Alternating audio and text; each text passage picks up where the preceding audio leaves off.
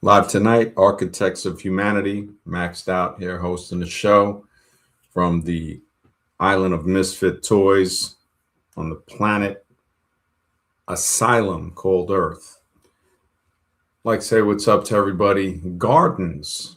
Gardens. The word garden means laboratory in ancient lore. Mr. Super Sidewinder, good to see you, brother. Always, man. Yeah, I was a little tired, recovering. Oh man, started the show kind of late. Was going to postpone it to tomorrow, but I said, you know what? Let me try to keep the everyday thing going for a while, every night, really. Trying to line up some guests for ancient civilizations and ethics and morality type of discussions. But gardens, when I was doing my research, I found out that in ancient lore, in literature, philosophy, gardens often function as metaphors for laboratories, control spaces of experimentation, cultivation, transformation, and the development of knowledge. It gives a whole new meaning when religious people, which I doubt many of them know, because most of them just imagine it as a garden, the Eden or the den, right? What is a den? A den is inside of something, right? It's a covered environment. So the protected could be subterranean, suboceanic, laboratory. But the fact that garden is a metaphor in ancient lore, it's often used as metaphors for laboratories, brings a whole new perspective. It moves beyond the garden as simply of a place that brings pleasure, highlighting its role as an enclosed experimental space where nature is ordered, manipulated, and studied, even created, I would say. Like many people believe, I would think most religions, there are some that don't, some of them we can see that they're clearly infiltrated by something that is not good. But the story remains the same. Like, what was that song? The song remains the same. Amazed, good to see you, brother. Mr. X, always a pleasure, man. My brother Christopher, good rising, brother, from across the pond, from over the pond. Good to see you, man. Yeah, man. The fact that gardens actually stands for that. Mr. X, good to see you, man. Good to see you, MD. Good to see you. Just joining in on here. Looks like it's gonna be a good stream. But I've been thinking about this, and you just said about religious people. Is there anybody who isn't religious though? Does such a thing actually exist? Yeah, I would think that people like myself that look for a scientific answer, I know that science can't answer everything, but when it is applied, it can Mm-hmm. go pretty far. I mean, like, okay, I looked at part of a debate between Mehdi Hassan and Dr. Professor Jiang. And Mehdi, he's an excellent debater. He's a journalist. He's Muslim from India, and he defends the whole thing in the Middle East on the side of the Palestinians. And he, I don't agree with war the way, especially what we see it. It's war is a failure to communicate. It's it's terrorism on a Mm-hmm. on a large scale. But when Mehdi's an excellent debater, and he tried to say something to Professor Jiang, saying, "Well, he's not a professor." And Jiang said, "Look, the internet kind of declared it that he knows he's not a professor. It's not like the fake Professor Dave, which tries to stand on a pedestal and demean people, with his religion of evolution." Sure. Yang is very solid in what he believes and the stuff he presents. And he says he made a point in saying about facts. He goes, in school they dwell too much on facts and something else. And Mehdi started to laugh, saying, "Oh, so facts, that doesn't, like what are you trying to say?" Like trying to say that seems ridiculous. And he goes, well, facts is different from truth sometimes.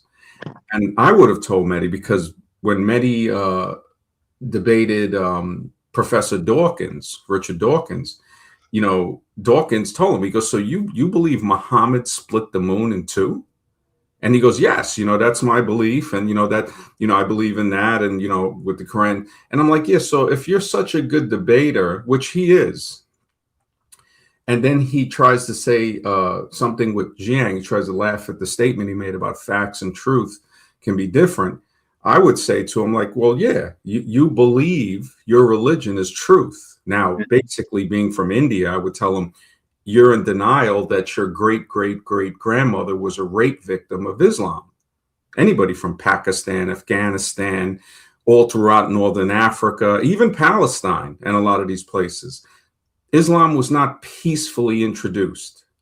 Sure. It was Christianity. But can I add something? Oh, sorry. Yeah.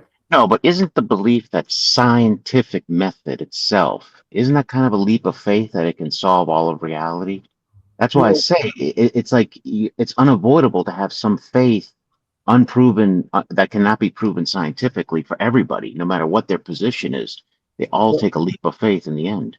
Well, the reason I say no is because with the scientific method, what I would say religious people won't agree upon, and it's not really agreeing with each other, it's me standing firm on the evidence, is saying I don't know. And religious people, no matter how much they lie, especially the religion of evolution, you'll never hear I don't know or I was wrong. Of course, because religious people will say, well, this is what I believe. It's, to true, and the God is good and all of this stuff. And I'm saying, look, I don't know. That's what you don't hear from religious people. So that's why I can say firmly, I stand in the not. I can live with the I don't know. I'm okay with not going to heaven or hell or any of. I don't want to be in the same place where other earthlings are. They're like, oh, well, the religion is straight Jim Jones. It's just different levels of Jim Jones. When I read everything that I've ever read about religions on what they call God, he seems worse than the devil. Whatever people are saying about the devil, God has done the same and more in their own books. In their own books, like the Laboratory of Eden. When I look at the Laboratory of Eden, I'm saying to myself, like, okay, these seem to be physical creators. As I go deeper into these, what appear to be biosuits, like Praveen Mohan, he goes into the with the ancient civilizations, even ancient astronauts, aliens. But when I mentioned that thing about Ganesh possibly being some type of prehistoric pilot wearing a pilot's mask with a hose, and I presented much evidence, he immediately dismissed me. I knew he was full of shit at that moment. And I didn't need to tell him that, because I seen a lot of Hindus and stuff start to get, oh, well, this and that. And I said, you know what? You can't get blood from a rock. If I argue with an idiot, I'm only proving that there's two. And I tell people, you've heard me say, I'm smart enough to know I'm stupid. I have never heard other people say that. I have never heard people be comfortable with the I don't know. So when people try to lump me in with them, remember, misery likes company. When they try to say, well, everybody's religious. I'm not. I know the scientific method cannot explain everything, and I'm okay with that. Most religious people, I'm not downing them, but when they try to pull me into the crab in the bucket with them, I'm not having that. I got to be like, listen, this is where we differ, and I'm okay with that. I don't think they are. They're like vampires and zombies and monsters that want to assimilate you, feed on you, suck the life force out of you, the mental force, anything so you can't think for yourself. And this is something, since I was a kid, I've noticed existence is kind of weird. The more I look at it, I don't know any other channel that looks at stuff from a scientific viewpoint that I look, and this is nothing against other people. When I went on that Christian lady's channel last year, and she's like, "Oh wow, I've never heard anybody battle against evolution from a scientific point. It's always from them being a Christian or something like that." And and I realized she was a piece of shit too. She was on James' tour, the guy that battles with Dave. And I look at these people and I say, these are not good people. Hmm. Now they can be, uh, I don't want to say an ally, but they could also help, because the enemy of my enemy is not my friend. The enemy of my enemy is the enemy of my freaking enemy. And you already know I studied the English language throughout my life. People, just because of the way I look, I've seen it intimidates them. Mostly white Americans, not you as a white man, but we've seen Jake as a white male come on here, white fear, scared to death. Yeah. Drew, who I've known for over 15 years on the radio, still a piece of crap, you know. I'm not a real white man. You got to remember. I know I look white, but a quarter of me is non-European. So Well, it does. You don't have to be to be fair, European if you to be want. fair, you Well, know what I mean? again, see, that's them saying Hmm. really white is not a good classification. Right. But if they're going to jumble us in, really, the world is carved into two things from what these Yeah. monsters come out with. You're either white or you're not white. It's not even Mhm. about white and black. As Varun, brother, thank you for the support, Well, bro. we only do that here in America. In other countries, they don't do it. They It totally has different. it has spread worldwide. This Hmm. is why in China, before, this whole thing, people are, trying to make their face as white as possible. The geishas in Japan, India with Fair and Lovely. I was writing something over 10 years ago called The Pursuit of Whiteness. Hmm. Jamaica spends over $1 billion a year on hair weaves and skin Oh, lightening. yeah. Just that country. I mean, this is an epidemic that nobody looks at as an epidemic. Hmm. And it can turn ugly when you see the black supremacist. They will take on the same hatred from the other side. And really, when you stand back, you say, man, something's trying to play us against each other. I see Sure. white girls, beautiful with black hair, dyeing their hair blonde because pale skin isn't good enough. You got to be as bleached as possible. And when I see, like, I've showed the picture of Anne Hathaway. She's not the best looking white girl in the world, but with dark hair and dark eyes, she's outclassing any blonde that I've seen in Hollywood. And she's not a great looking chick, but she's way better than these blondes like Sydney, whatever, trying to say she got good genes. That's not a pretty woman to me. Cameron Diaz looks like a dude. You look at Jennifer Aniston. That's not. I've seen way prettier blonde girls just in real life. But again, they're playing to the average girl because they want to widespread this stuff. But going back to the religion thing, I mean, it's when I look at how when I say, okay, who is really going to look in a scientific way?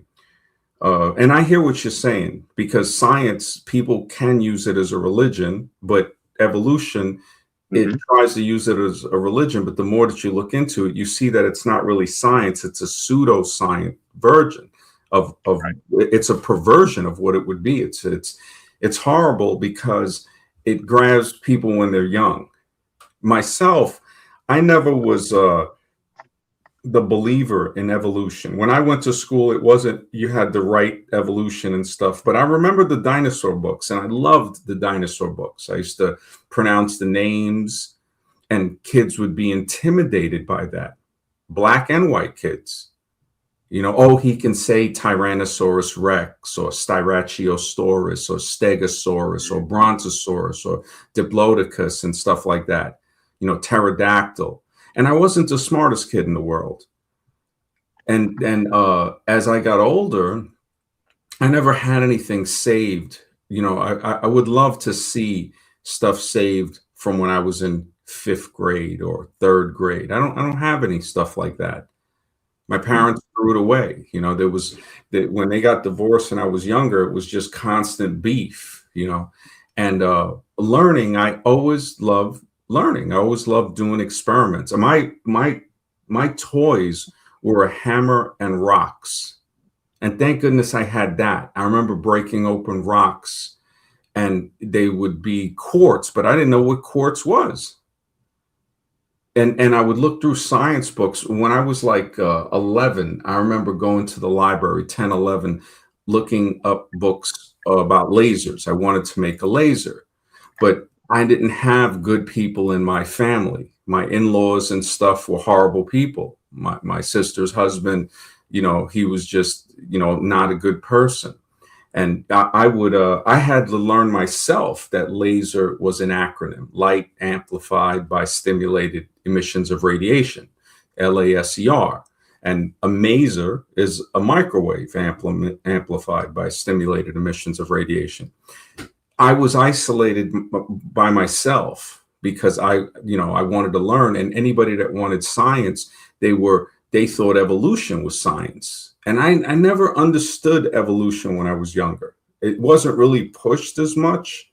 And once I got to high school, I cut school so much. I never was in a biology class. The most science I took in high school was earth science and chemistry. I remember there was a doctor from Africa that he was the teacher, and he was a really nice guy.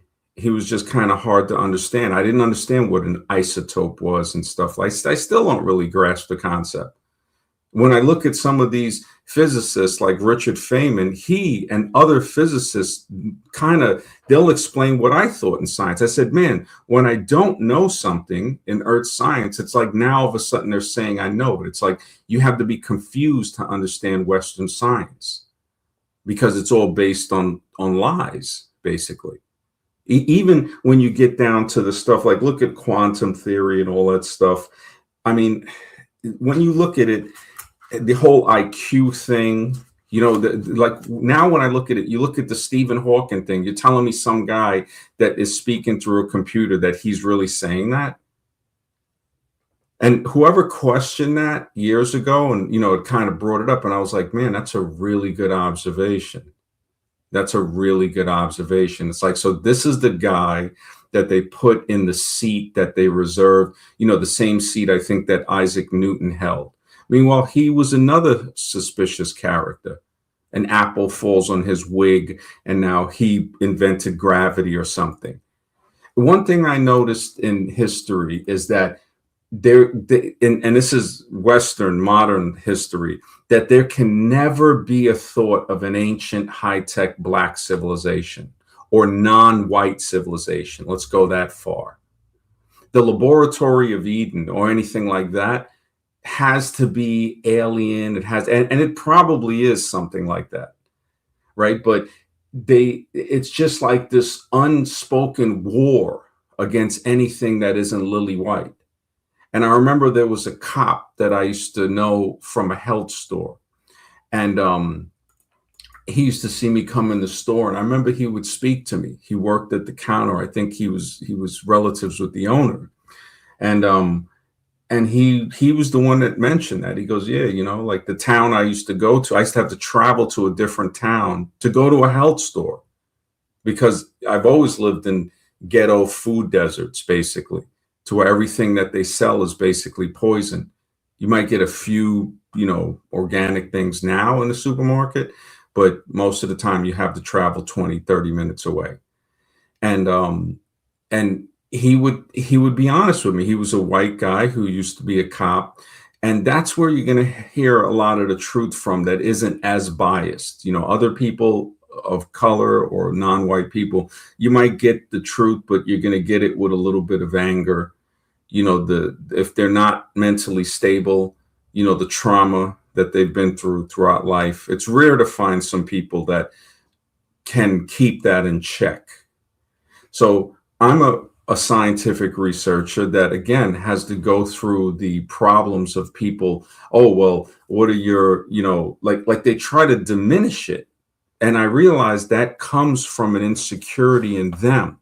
When you succeed at anything, just like I succeed in commanding the English language, in furthering my knowledge. It forces people to look inside of themselves, and they don't like what they see. Right? They have to live in denial of my betterment. It hurts the envious person to see me successful. Now, this is nothing against them. This is me having to be mature enough to understand that about them. Because if I don't, I can be resentful. Like I see other people get very resentful. Oh, look at what they did to us or them or whoever in, history. I'm like, look, first of all, they didn't do that to you.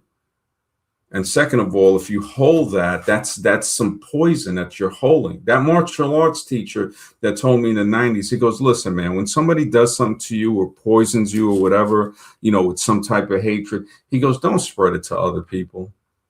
He was the same one that told me one day, he goes, look, being bored is resisting existence. It's resisting the fact that you exist. That's what boredom is. So whenever you find yourself being bored, you're resisting existence. Ragamuffin, good to see you, man. Always a pleasure, brother. And yeah, as Rune, JBW has become the unwritten law for beauty standards. Exactly, bro. Exactly. It's so true, man. It's so true. And this is nothing against people of any ethnicity or any classification that the modern monster of a world might put them into. And I hear what you're saying. Like it seems like, hey, everybody. I can understand where you're coming from. Everybody has to be religious or something like that, right? Um, I'm not. I don't see that. Like if you present some examples, I'm going to always be open to entertaining them. To say, okay, all right, if that makes sense, then maybe you're right. Or maybe what you're presenting is correct, because that's a better way to put it, because the person isn't right. It's the evidence that they're presenting. A guy used to try to teach me that over 20 years ago. He would tell me stuff and I'd say, yeah, you're right. And he's like, I'm not right, man. He goes, what I'm presenting to you is correct. And I would forget many times. And when he would tell me something again, I'd be like, yeah, you're right. He'd be like, look, man, it's like us agreeing that evolution is not scientific. If I present evidence, I'm not right. I'm presenting evidence that's correct. And we're both agreeing with that evidence. Remember, the English language, as we know, it's orchestrated in a way where it has these traps, these linguistic traps, just like and it has secrets hidden within it. This is why the stream garden, the word garden, when we look at it, yeah, it's deep to know that garden is a metaphor for a laboratory. Christopher says, I agree with you, MD, regarding the non-religious human. Yeah, man. You know what's up, brother. Derek, good to see you, man. Yeah, so I like when I looked into the word garden, and again, these things, this is where the non-coincidence, the synchronicity, I'm not sure what it is, but it's not just random chance. That during my research, some of the times I find things and I say, wow, how did that come to me? How did that happen? There is so much more to existence that I don't know, and I'm open to that. The religious, they tend to think that, well, there's something out there that's going to tell me everything. Just the way I came into this existence and I didn't know everything, why would I think that when I go into the next that I'm going to know everything? I would really like to live this life again and do better and be kinder to people and talk to my relatives when I was younger.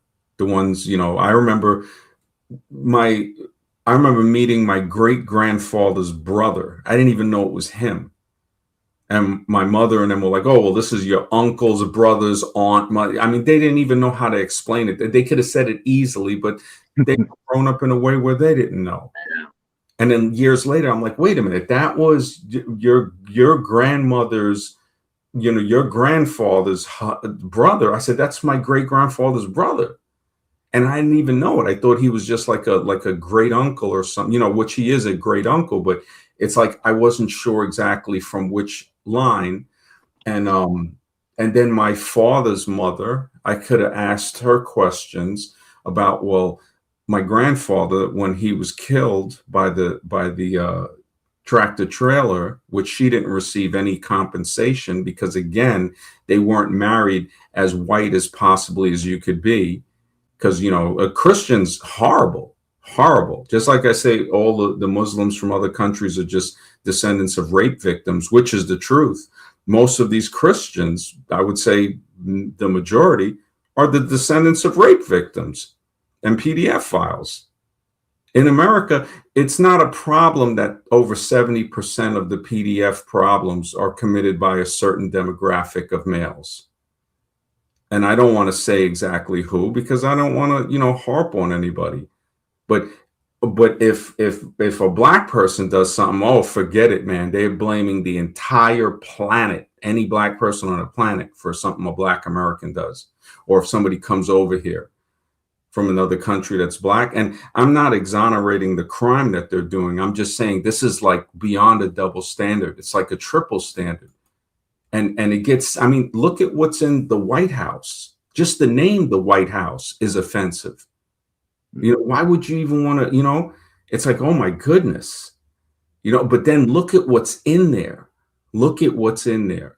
I mean, this is like on a level of garbage that goes beyond anything. It's just gotten worse and worse and worse. But hey, it's a White House, so it must be good then. That old saying, don't worry, everything's all white. And I'm the last one that people can go through all my shows. I've never harped on race the way that I've seen people harp on it. It gets to a point to where it drenches you with this crap, especially now. It's like people are making excuses for PDF files. People are starting to see that most of these people voted for Trump. It wasn't because of Christian values. It was because he's saying what they want to say. Yes. The degradation of, in America, I say it was never, when was it great? When you can look up and see the posters in black and white, the people who would say, make America great again, it was during Klan parades. This is a fact, Good to see you, Mark. But going back to, the English language and how it has these secrets, but also traps, the word garden being something that is a metaphor for a laboratory, for not just a place of pleasure, but it's highlighting it as something enclosed, experimental space where nature is ordered, manipulated, studied. And even nature itself, in my research, seems to be fabricated. Nothing is natural. The key aspects, right, to gardens as laboratories is experimental sites and knowledge production. Renaissance, early botanical gardens function as laboratories for scientists, botanists. They study plants, but they also study other things, tests, acclimatization, cross-fertilization, the scientific philosophical thoughts, and this is the crazy thing, because if anybody looks it up, they'll find thinkers like Plato and Epicurus and Pliny and Younger. Again, all like mono-ethnic. They don't like to mix in the Lao Tzus and the Kung Fuzis, which Kung Fu, that's Confucius. But of course, we can't call Kung Fuzi Kung Fuzi. We have to degrade his name. We have to what's the word? Can't think of it off the top of my head, but it's like distorted. That's not the word I'm looking for, but something like that. It's horrible what has taken over the planet and forced everybody basically to use English as the universal language, which makes it easier, but it also makes us lazy and makes us more ignorant and stupid, to where I don't have to learn your language, you have to learn mine. And that's what English does. It really, and you as a person that can speak Spanish, you should know that much more than myself. I might have a better command over the English language than somebody that speaks it or even speaks two languages. But I don't know two languages. You know, that the benefit of knowing another language is very important too. But being very understanding of the one language that I do know has a very high benefit to it. Because But it helps. It's like a workout for the brain, though, when you learn another language. yeah. Well, a It lot really of is. people, when we speak with them, I mean, you catch it right away. A lot of No, people, no, it took a lot of work for me to learn Spanish. A no, no, lot. I mean, English, like when I present stuff in Oh, English, sure, it's like, okay, sure. some people that speak English don't catch it. And I'm like, wow, they're just never going to get it anyway. So it's like, if I mention it to them, like Alan Watt, he said, he goes, philosophy, learning, many things are like a joke. Either Hmm. you get it or you don't. He goes, you can't force somebody to get a joke. So you can tell them the joke, and then minutes, days, months later, they might say, "Oh man, I get it now. Now I see what the joke was." That's how a lot of things is. You just got to get it. If you Right. don't get it, if you don't grasp the concept, there's nothing that can force you to grasp that. And I'm not sure what that is. That's something like maybe a person has to be open to learning it, open to changing. Maybe they have to be in a state of mind that allows the learning to take place. We know that sometimes repetition, it might take Yes. repetition, you know. I think Franz Kafka wrote it best when he wrote a letter to his father and saying, you know, in no way do I blame you. You know, he goes, you were just a strong father, and I was the weak, underdeveloped child that wasn't developing quick enough. And I would have been trampled under your feet, but that did not happen. And he goes, in any way, don't ever think that I blame you for this. It's just like the effect you had on me is the only effect you could have had. Some of the stuff he wrote, you know, like when he wrote, I'm a bird looking for a cage, you know, I want my illusions because they're kinder than the truth. And it really makes you think when you think of what some of these guys wrote. You start to say, wow, you know, Nietzsche and you know, even like when you look into Lao Tzu and Kung Fuzi and these other guys, and even see, they don't want to have philosophies that come from Africa. You know what I'm saying? We get the Greeks. We might get a little bit of of the Chinese philosophers. You have to search a little for the Indian philosophers, and even like the guy Osho Rajneesh, even though he was straight sorcerer cult leader, I had to give that guy credit for Wild Country. Wow. If anybody sees Wild Country, Osho, Rajneesh, man, what they hated him for, he was an Indian guy that had legions of rich white people supporting him, flying on jets. He 20, 30 Rolexes. He had 100 Rolls Royces. And he goes, I have no bank account. They hated him for that. And that's what I loved about him when I look at his stuff. He's the one that said, look, I don't think life wants me to be serious. I've never seen a serious tree or a serious rock or, you know, like Alan Watts said, have you ever seen a wave wash up on the shore incorrectly? Have you ever seen a cloud form wrong? No. I mean, today, the fake clouds I can see, but, you know, the other stuff, it's like nature is, you know, when you think, you know, there was a Chinese saying, the bent tree is allowed to live. The straight tree is made into wood, you know, into boards. Um, scientists determined. I think humans had superpowers, and that's where genetic memory of heroes and villains come from. I think definitely we have what could be called superpowers, but and we could have that genetic memory. But I think there was also people that that might have had more powers than the average human. We see it today. We see people with bone density 6 times the strength of the average bone. You know, they won't break a bone that easily, and this is Hmm. a and the majority of those people are African American. Now, the religion of evolution will try to lie and say, of course, they'll try to say anybody who, again, like I say, it's split into white and non-white. It's not even white and black. It gets that ugly. And Sure. they'll say, well, these people are more athletic because of this, this, and this. It's like, well, maybe it's because they've been on the surface longer. Maybe they are an improved model. Now, this takes nothing away from people that don't have as much melanin because they have the power of generating vitamin D without being in the sun. The darker you are, you need the sun. And then I wonder, is that why they're using the geoengineer type of thing? Because it would affect them more than people who can generate their own vitamin D. And this brings into question. I mean, these are valid scientific observations to say, yeah, for some people, they don't need that much sun. Their body will generate the vitamin D, but the other people, they need it.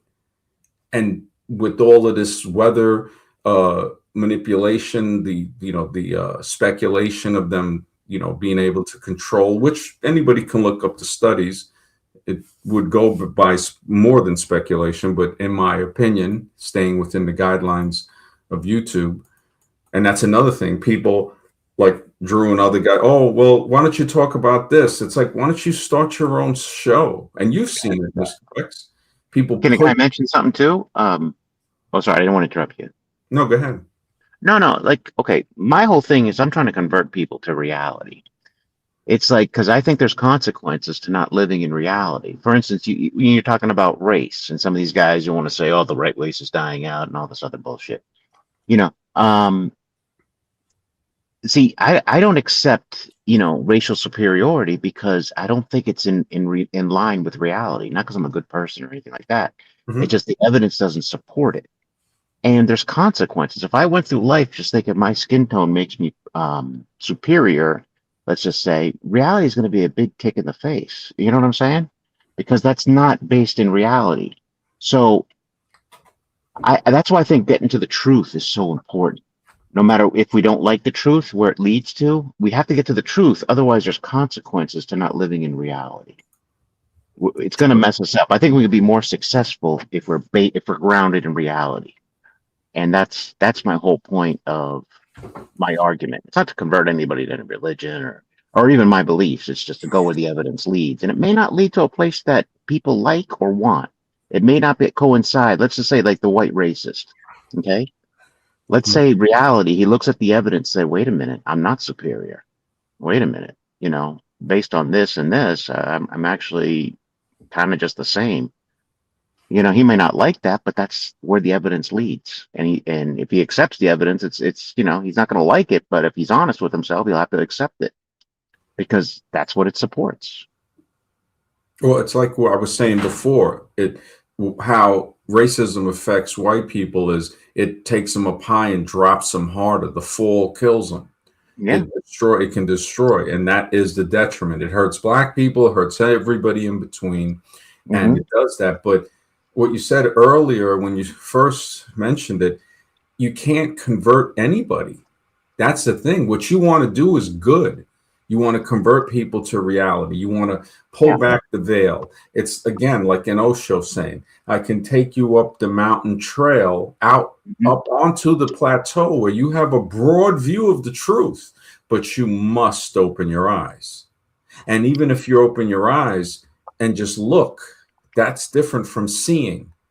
Somebody might look at the staircase and I would say, well, how many steps are there? Don't look back at it. And they'll say, and they can't remember. I'm like, Hmm. because you look, you didn't see. You have to see. Seeing is different from looking.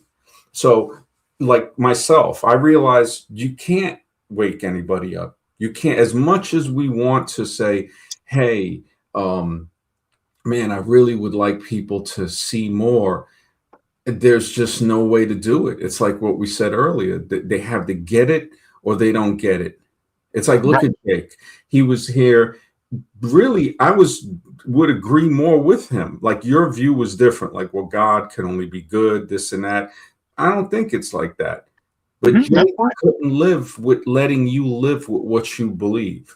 You see, that's what I noticed. And I'm like, listen, you don't see how he was trying to be like, no, why wouldn't you want to eat the apple? And you're like, well, hey, that's what God said, and I'm Right. laughing inside, saying, hey, this is hilarious because he is something. I'm looking at like, well, all right, you're seeing it from the way I'm seeing it, Hmm. but you haven't realized that you can't change somebody else. Oh They yeah, and you're change. right. And I don't like that outcome, but I Hmm. accept it. That's the difference. I can Yeah. accept something that doesn't appeal to me. That what Hmm. you just said, that you can't change people and convert them to reality. I don't particularly care for that idea. It doesn't appeal to me, but I accept it because it's reality. I Yeah. can't deny it. Yeah. No, I and can't I deny the think truth. there's some goodness in us. Like when you said earlier, you want to convert people to reality. You like to get them to see it. But as much as we want to, we realize that, man, even though I know I can't, I'm still trying. Sure. So for me, I think writing the books and doing the streams, if deep down inside, if somebody were to say, okay, let's get to the core of why you do this, I might be doing it just for me because I'm not really making money off of it. And I Hmm. don't think I'm going to be doing it for a long time. I mean, books aren't selling and stuff like that.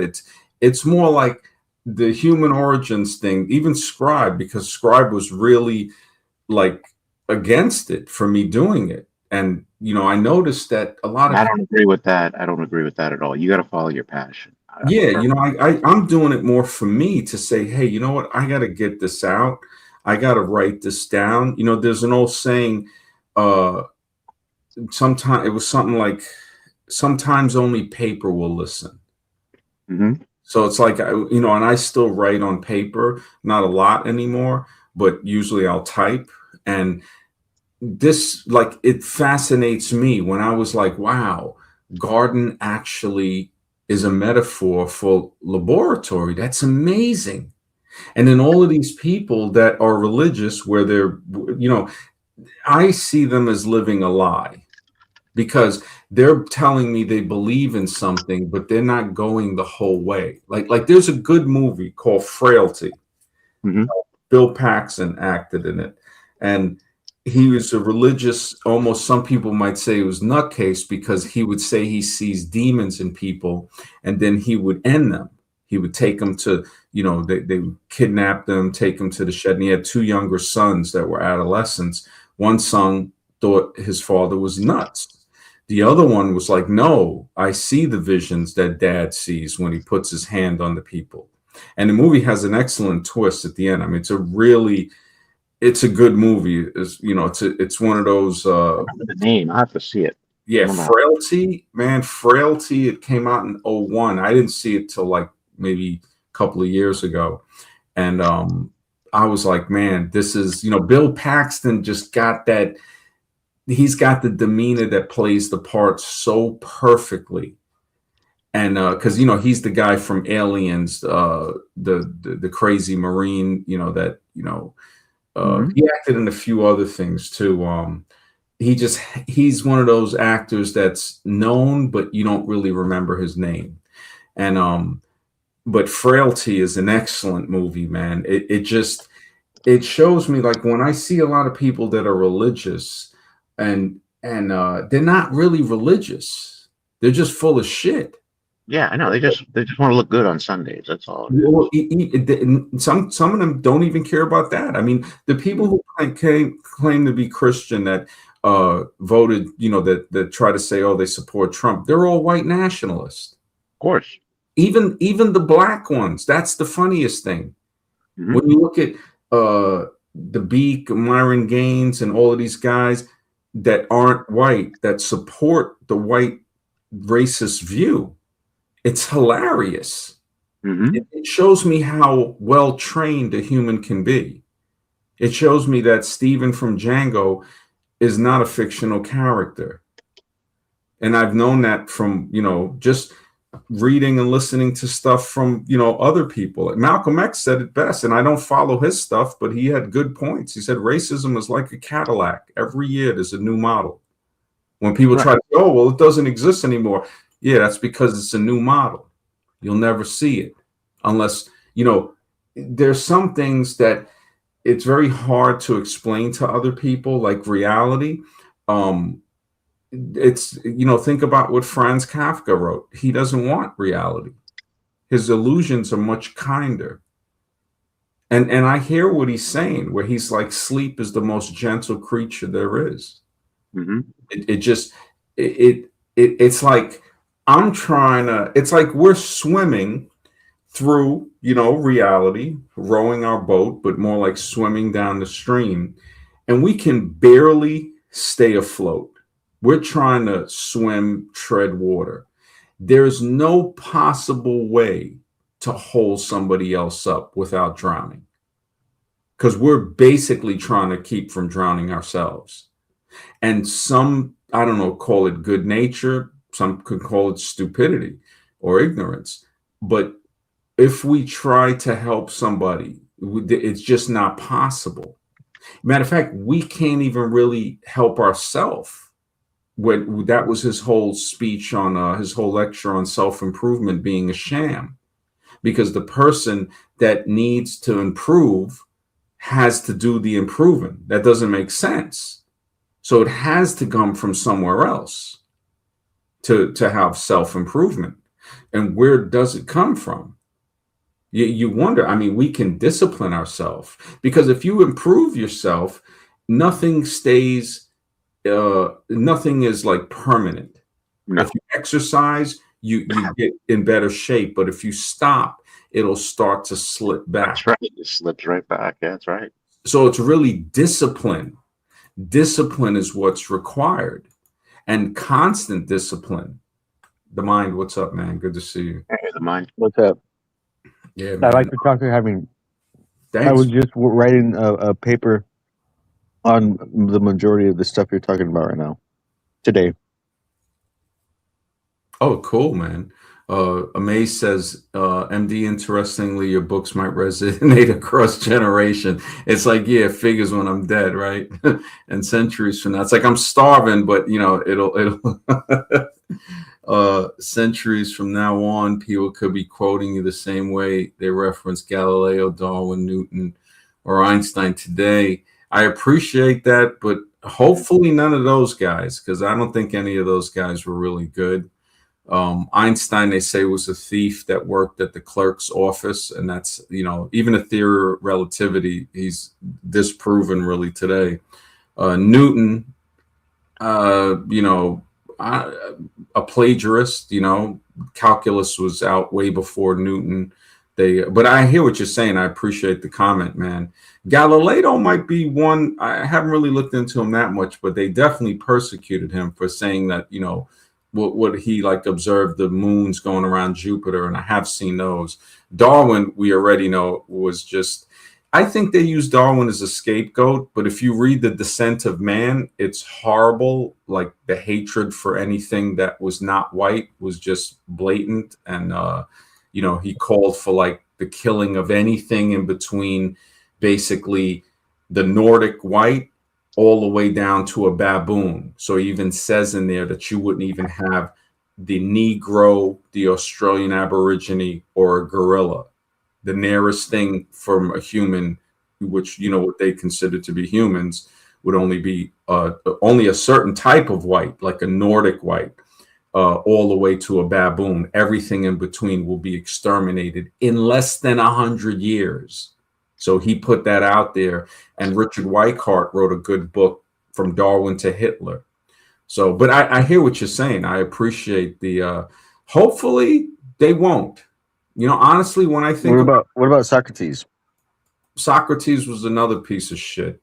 He had a few good Okay, things. I got to jump in here because literally everything we're talking about here, again, I was just thinking about this today, and I was working on a paper. Okay, history is written by the conquerors, right? It was written by I the murderers. The conquerors is a nice way, True, written by the murderers, edited by the cautious. true, and also like the people who did like war crimes and stuff. A, So a, I would want to a say, person with Socrates, a person that influenced Socrates that had a lot of pushback was a woman. I forgot her name. I could look her up, but she gets no credit because women will test you. especially with linguistics. Women have True. said some profound stuff. They get no credit. They That's get true. no credit for not writing anything in the Bible, Okay, well, that's true. But okay, this is the which point is I'm a making. good thing, you know. Well, I The don't know if fact it's, that, you well, know, the point, the point I was trying to say here was, uh, I think the powers that be, like the murderers and the bad people, try to group everybody in with them, and they try to be like, yeah, yeah, everyone in history was like this. Like we were all doing this. It's just like no, there was a group of people who were doing this, but you can't like group yeah, yeah, they all of do try to group. humanity. You're right about that. So I mean, I do think they Socrates. would. Wait, I just want to say this Yeah, yeah. last part. I do think they do get a lot of people who did a lot of good stuff, and then they will discredit them, and they will throw like smear their name and try to throw them into the same ring that they themselves are in because they're doing the calling the kettle black thing. That's what they do. Like, They and definitely. They so that's definitely. what I was thinking about Socrates. I was like, wait a minute, Socrates, how yeah, much he has some good stuff. Like, I mean, the bad how much thing. of it is true though in the history Yeah, that they exactly. tell Yeah, us that we it know? could be lies. Like when they had him during the poison hemlock or Yeah. poison sumac or whatever. Um, you know, he's like, "Oh, I must do that." It's like, what are you crazy? Your students came to break you out. Leave. That's the good end to the story. It's like screw the government, and he got away. That could have happened. You know, they didn't mention the woman that gave pushback to which Yeah. created it was the catalyst for a lot of ideas to be grown. And Yeah. Definitely. everything that Socrates has said, he's had some deep stuff, without a doubt. It can't compare to what Native Americans said. It can't compare to Chief Red Cloud saying churches will only make us argue over God. Nothing, he said, can. Diogenes, who's not well known, he was a philosopher that, you know, he was like, you know, being proud of your country is like a maggot being proud of the rotting flesh that it's born from.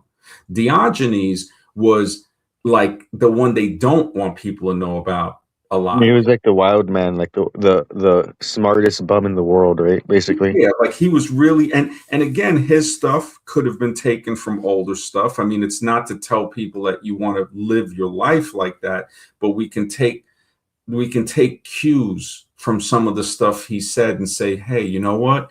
Wow. You know, like there was one time they wrote about he was waiting on a prostitute and she took too long to show up. So he beat off in front of the crowd and everybody was appalled. And he said, yeah, he goes, if only I could cure my hunger by rubbing my stomach.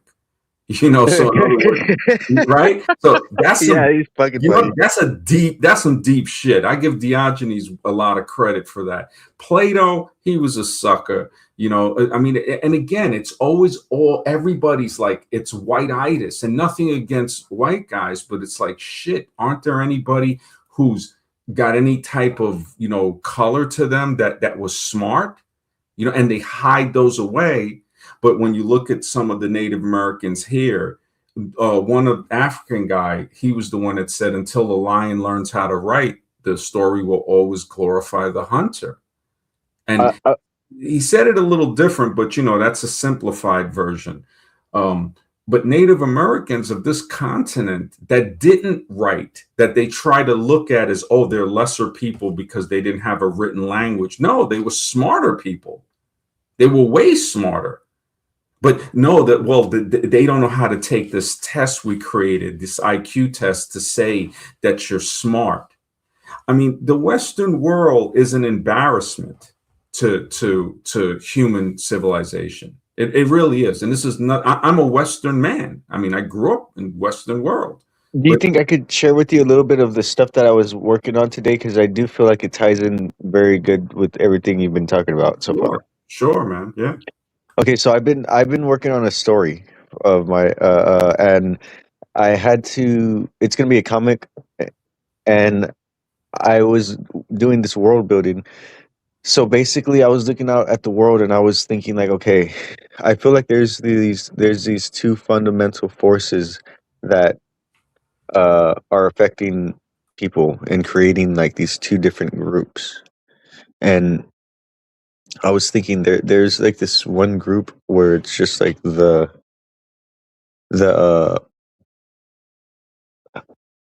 the manipulated kind of, yeah, like the those that are being manipulated, and then I think I would say there's the second group that are being affected, and yeah, that's what I was thinking, and I was thinking there's these two forces, these primal forces, and I think they're directly correlated to what we would call like the Fibonacci sequence and the golden ratio. Those are like two different things, but they're kind of similar. Like they're both creating this spiral, and they both trail off into infinity, but it's done just slightly differently. And one is more about order and precision and perfection, and the other one's about more about chaos, growth, and freedom. And that's, yeah, what I was thinking. There's these two forces where one wants to grow and one wants to be free, and the other one wants to contain and control. And those forces play out in this world, and that's where you see a lot of people either they become really dogmatic or authoritarian, and they're that shows like them thinking and acting in this certain Hmm. way, and then as opposed to like a spiritual uh person, because even when it comes to spirituality, there can be this imitation like thing that happens between these two entities or these two forces, because again they mirror each other but they're not the same thing, and in reality they are the same thing but they're not. It's like the okay, this is how I was thinking about it. Do you know what the Mobius strip is? Hmm. Yeah. The strip that when you connect it to each other, it's like you twist it, right? Yeah, And you connect it so like it's a, one yeah, continuous. everlasting like loop, but it goes It's on one one side face. and then it goes on the other side. And it's like it's a very It's one-sided. It's a one-sided yeah, it's like a track. object. Like, yeah, you could it's like taking a ribbon, like a slice of paper, and twisting it and then attaching it to itself. Yeah, it's deep. But Yeah. what So you when you said look at about, that, yeah. when you Mhm. look at that ribbon, uh, in the close-up view, because there's two faces to it, but when you Exactly. actually Two zoom faces out, with one face. It's like, yeah, it defies almost like logic almost. when you look at the whole thing in the totality of what it is, Mhm. then the realization is known that okay, this isn't a two-sided thing. This is a one-sided object. But from a certain perspective, like if you were just looking at it from only uh not the whole entire thing, you just see that one strip, Yeah. it Yeah. would be perceived to be as two sides of a piece of paper. And that's what I was saying about this universe. There's all of these different. Well, that's what I was saying about those two forces. It's two forces, and it's basically two sides of the same coin, but the Mhm. coin's actually a Mobius strip.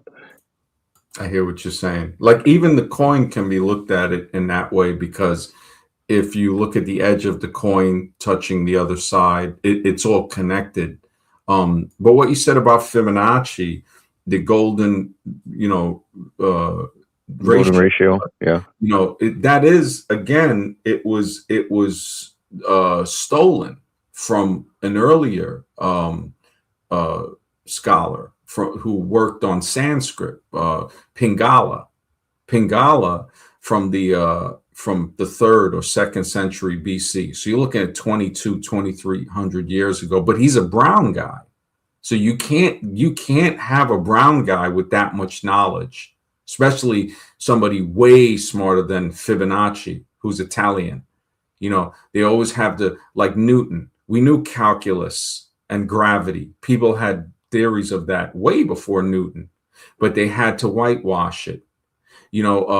Other like the Pythagorean theorem, right? That's the squaring formula. That formula is found in architecture way before Pythagoras existed. So really, it's called the squaring formula. It doesn't need a name unless you're trying to wash it, to be put to it. Same thing with the Fibonacci sequence. That's the natural sequence. The golden ratio is phi. It's 1 to 1.6. Yeah. So Well, a pack of cigarettes is based on the golden ratio. That's why it feels good in your hand. It plays on your psyche. I just remember the thing. I wanted to add it to the thing that I was talking about with this the phi, right?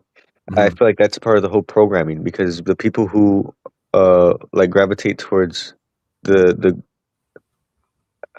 golden ratio or the phi, Mhm. uh, they are more robotic, and I do believe that this entity or this primordial force is more of a mechanical type of thing. I would relate it to what we would call matter because I do think matter is a part of this infinite thing that is eternal that we can't fully comprehend. And scientifically speaking, the science, the mainstream science has agreed that energy can't be created or destroyed, only Well, again, transformed. that's what they're telling us. So we don't True. know. That I know, but like you say, well, I'm trying to use science here, We and don't that's know. See, we don't know if that's true. Like the real scientific way to say that is that's what they believe, that's what they think, but we that's what don't I said. know that for sure. So as far Yeah, as we know, okay, they're telling us it can't be created, it can't be destroyed. Well, I agree, and that's why I said they I'm can't using. create it. You know what I'm saying? And then Yeah. if we look back, we say, wait a minute, didn't you guys lie to us about a whole bunch of other stuff? But I'm supposed to believe you now. You told me that the people here were savages, and that's why you were able to kill them. Not because of no. You're saying you're better than them. Then you built schools and universities and all this stuff to tell us that they were less than human. You know, that's what I put in the community post with Nebraska Man when they found the tooth in Nebraska, and they say, "Oh, look, these people were like primitive ape men." And you know, Darwin referred to Well, Native okay, well, Americans okay. as Well, advanced animals. I don't want to fly off the rails too much Yeah, here yeah, because yeah. energy can't be created or destroyed. This is a No, thing I've we thought don't about since know. I was We a don't. child. What if we can I create energy? okay, but let's talk about it. Yeah, because again, this is All the right. thing. What if we can? So what does that say? Well, That says that. let's think about it. Wait, let's think about it. You're going too fast here. Mhm. I've energy, the possibility of energy being created from nothing because Okay. Let's look at it with their own science. When the two cells spark in conception, there's a point where there's a flash of light from what they're saying in the cameras that's watching the fetus and the sperm, the embryo and the egg meet to form the first cells, right? So yeah. they're thinking it's the heartbeat that starts first. So it's not the mind. Now, in that moment of conception, they say it's a flash of light. They have it on, black and white film or whatever. I'm not sure of the exact method of photography that they use, but it's that deep and it's probably much deeper. That flash, that spark of light could be the creation of energy. It could be because you're creating now an energetic force that is going to grow into a child. And now, when that child, like the natives say, when your bones turn to dust and go back to the earth, and the blood in your veins go back to the ocean, you'll see at that point it's the earth that really owns you. So now that energy has dissipated, it is gone. So what we're seeing is we got liars, known liars, telling me, oh, it can't be created or destroyed, but we're seeing it be created in some way. And they'll say, well, don't believe that.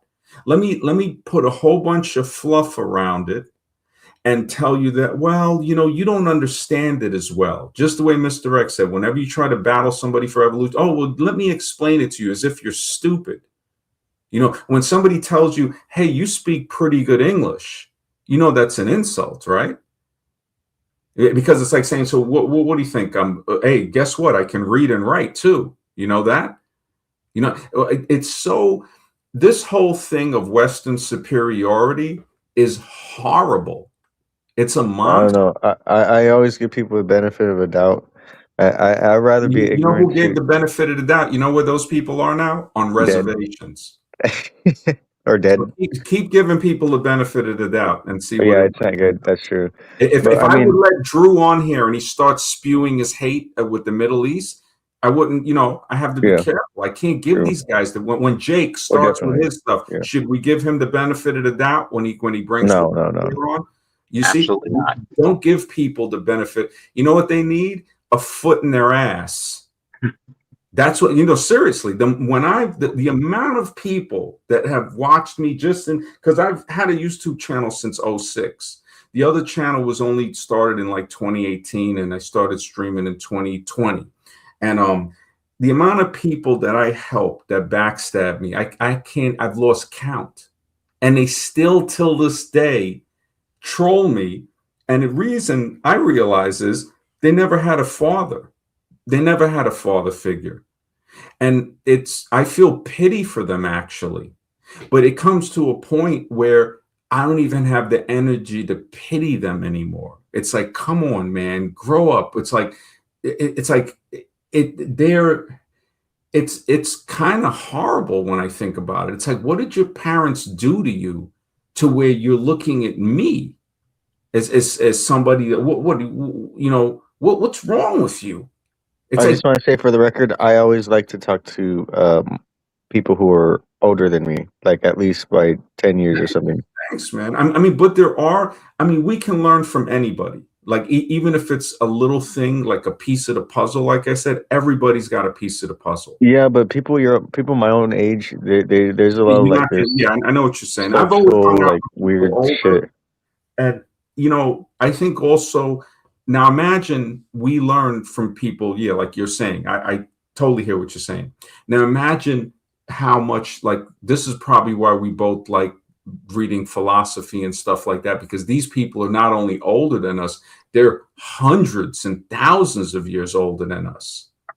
And we're getting knowledge saying, holy, because I've, you know, gotten knowledge from what Socrates has written, from Plato, some a little bit, not as much as Socrates, but more from other guys that probably were younger than him. You know, Osho, Alan Watts, you know, these guys aren't around anymore. Oh yeah, those are good ones. You know, the Native Americans are just amazing. Like they were probably the most profound because they were like, listen, God ain't got time to worry about what we're going through. You know, and when you look at this stuff with the Nez Perce, Chief Joseph and Chief Red Cloud and White Cloud, Sitting Bull, and they're like, Geronimo, he's like, gods don't have the time to worry about the wars of man. He goes, Great Spirit, don't. He goes, we can argue with each other, but we will never argue with each other about the Great Spirit. And that's something they didn't understand. Like they were perplexed by that, to say, wait a second, you're building a church. We don't want to be like the Catholics and the Protestants arguing and killing each other. So we see that building churches will only make us argue over God. And Chief Joseph, Chief Red Cloud, Chief White Cloud, and I think another chief also said that. And these are from basic observations of people that they would say aren't as smart as them because they can't read and write. I think Chief Seattle, they wrote a book. It was called "How Can You Sell the Sky?" You know, this is, I've, as much of philosophy that I've studied, I haven't got deep stuff as I've gotten from Native Americans from this continent, or tribal Africans, or Aborigines. Yeah, and this is not to say that the written languages don't have knowledge, because they have an immense amount of knowledge too. But we ain't going to be here forever. You know, this is a very important thing that I think something is distracting us from, that we have a limited amount of time, that this is a game that not only is the clock ticking, but that time can be taken from us at any moment. I Right. lay down tonight, I don't wake up. Bang, this is the last stream. And I'm okay with that. You see, so other people might be like, oh man, I wish he would have been alive. But when they say that, that's because they're greedy.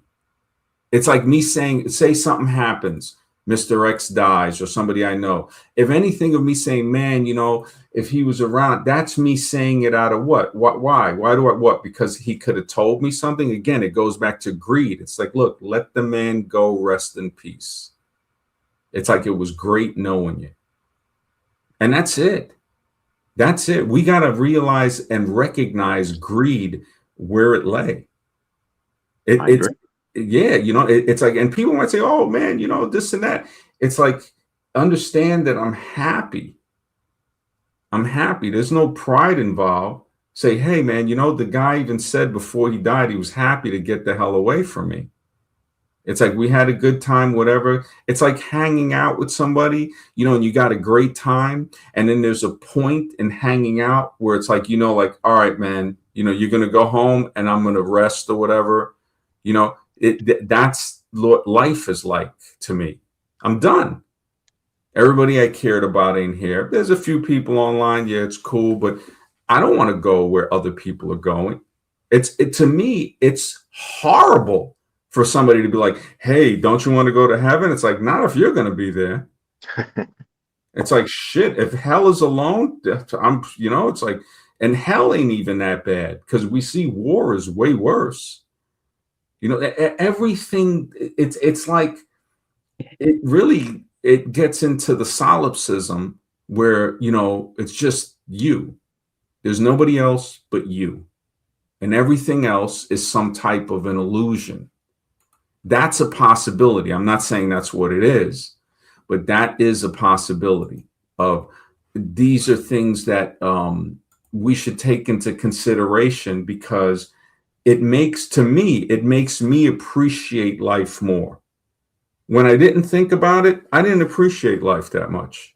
I never thought I'd get older. I never thought I'd be 30 years old, 40 years old.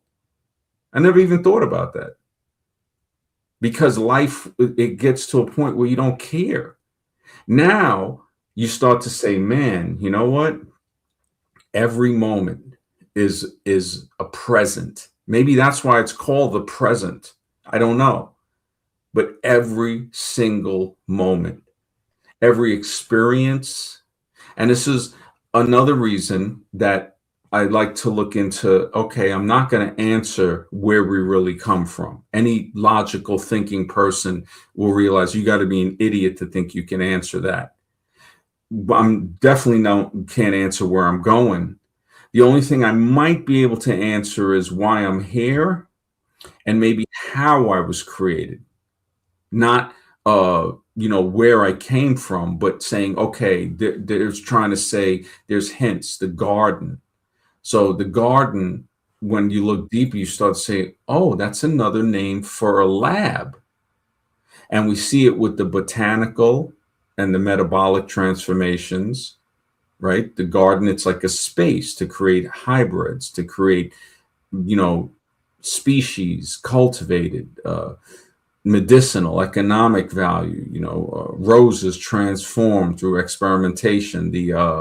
What's that flower? The orchids, a metaphor for the mind and soul. That could be the philosophical gardens, often views as metaphors for the mind, a place where thoughts, virtues are planted and cultivated.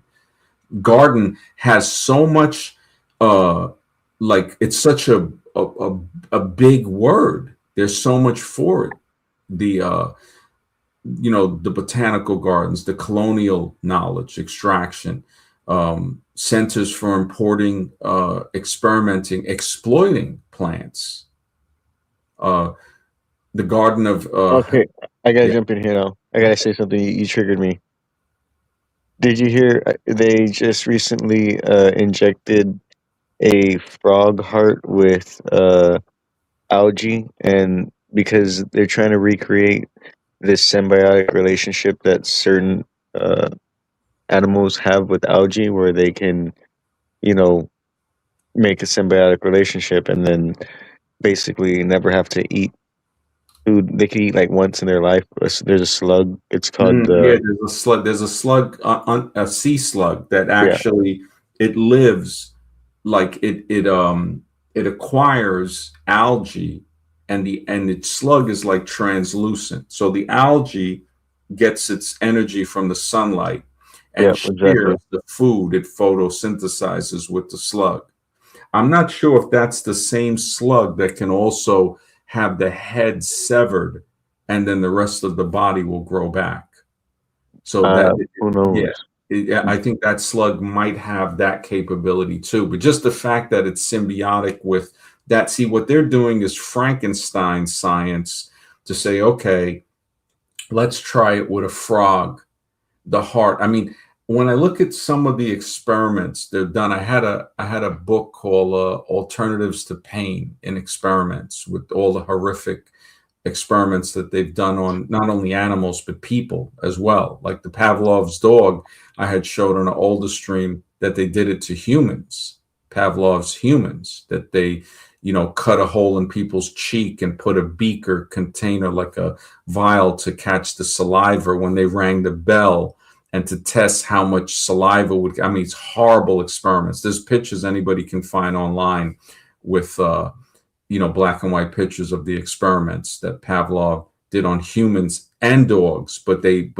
attribute it more to the dogs, so you don't look into the horrible parts of the human experiments, uh, the Milgram experiments with shocking a person until they would be ended, and the experiment was based on something that wasn't really killing the person, but the person that was administering the shocks was told that. And then the authority saying, look, don't worry. You just go ahead and do it. I'll take responsibility for it. You're not worried about it. Some people, a small amount, I think maybe 30% or less, got to a point where they're like, no, I'm not going to shock the person anymore. 70%, I think, shocked the person until they were done. Wow. And Oh, it's sad because you can look up these experiments on YouTube and you see black, Spanish, white, women, men, all different people were more than happy to, oh, hey, they signed up for the experiment. So this is why I don't really have pity no more for anybody. Yeah. Okay, and that's what I was saying, and that's a part of the whole Fibonacci golden ratio thing I was thinking about, because I was saying the majority are manipulated and controlled by the golden ratio, which is this programming perfection thing. And it would make sense that something that is all about perfection and control would have more of that than the other thing that is about freedom and chaos, right? So in reality, those that would In do one good. perspective, looking at, because in things that aren't perfect, there's something that's beautiful about them. Yeah, Like yeah, when I because it's look, just a perspective thing. Exactly. That's what I was saying. There are yeah, two like, sides of the same coin in reality. What we consider an imperfect is perfect, but it's only viewed to be imperfect from a certain perspective. well, that, Like and then like also I the understand the physicality, the mechanics, like the sequence, the natural sequence, which they say, Fibonacci, but the natural sequence, like when the leaves grow on a plant, when the sunflower kernels, you can see the spiral. yeah. There's a mathematics to it. And this is a part of it too. Like literally, there's a difference between this thing where it's controlled perfection versus chaotic freedom. Because wait, what did you just say? You said something, and I was gonna say so. Because It the has to do with mathematics. how people they get stuck in loops in their minds, right? That's the thing. Damn, I forgot. You said something. I'm gonna have to write it down. About I'm the sorry. philosophy, about the garden of the mind. Was it that? Was it the garden of Hesperides? Yeah. Okay, so The literally, 30s, like yeah, making yeah, it has to do all the with fruits in the magical divine laboratory of nature. yeah, because the golden ratio is about cycles, and there is growth within these cycles, but with the other thing about the programming, it's just about loops. You get stuck in loops, and it's a thing where it's what Well, is that at thing the called? room, Stagnant. There's no growth in a loop, in a like a computer like system, and that's what the well, the one thing now, there's a benefit and there's a drawback. You're not going to have growth, but you have perpetuality. So for something like say stability. something that kept in a loop, that in theory could be immortal. There's no growth, Yeah, but exactly. it's perpetual Like forever. matter, like what we consider to be this solid Well, energy matter, matter one thing. thing we see is matter kind of recycles itself somehow. Yes, exactly. I Yeah. agree. So we do see that, but now that's just what we're seeing. So if we were to say something like they say, oh well, energy can't be created or destroyed, we would be doing what they're doing. If we say, hey, you know what, I see that matter recycles itself somehow, and like the water evaporates, forms the cloud, it rains back down, it evaporates, it forms the cloud. So we're seeing that. So that's the cycle, right? That's what we're noticing, and that can be saying, okay, we can demonstrate that we're seeing that, but that's not everything. That's just what we know. For us to be arrogant enough to say, well, that's all, that's the way it works, we know 100%. No, we know that that's the way it works to an extent, and there could be factors that we don't even know about. But as far as we know, this is the way it works. And that's the proper way to administer science, and always have that opening for more growth to say, we don't know, like theory of relativity with Einstein, quantum mechanics kind of destable that, and even quantum mechanics is made up. So like Richard Thompson had a good thing when he was talking about, he dismantled evolution decades ago before the Christians started attacking it, and he was like, look, it all comes from a thought. A fact is a thought, a belief is a thought. He goes, they don't have the faintest idea of how things came into existence.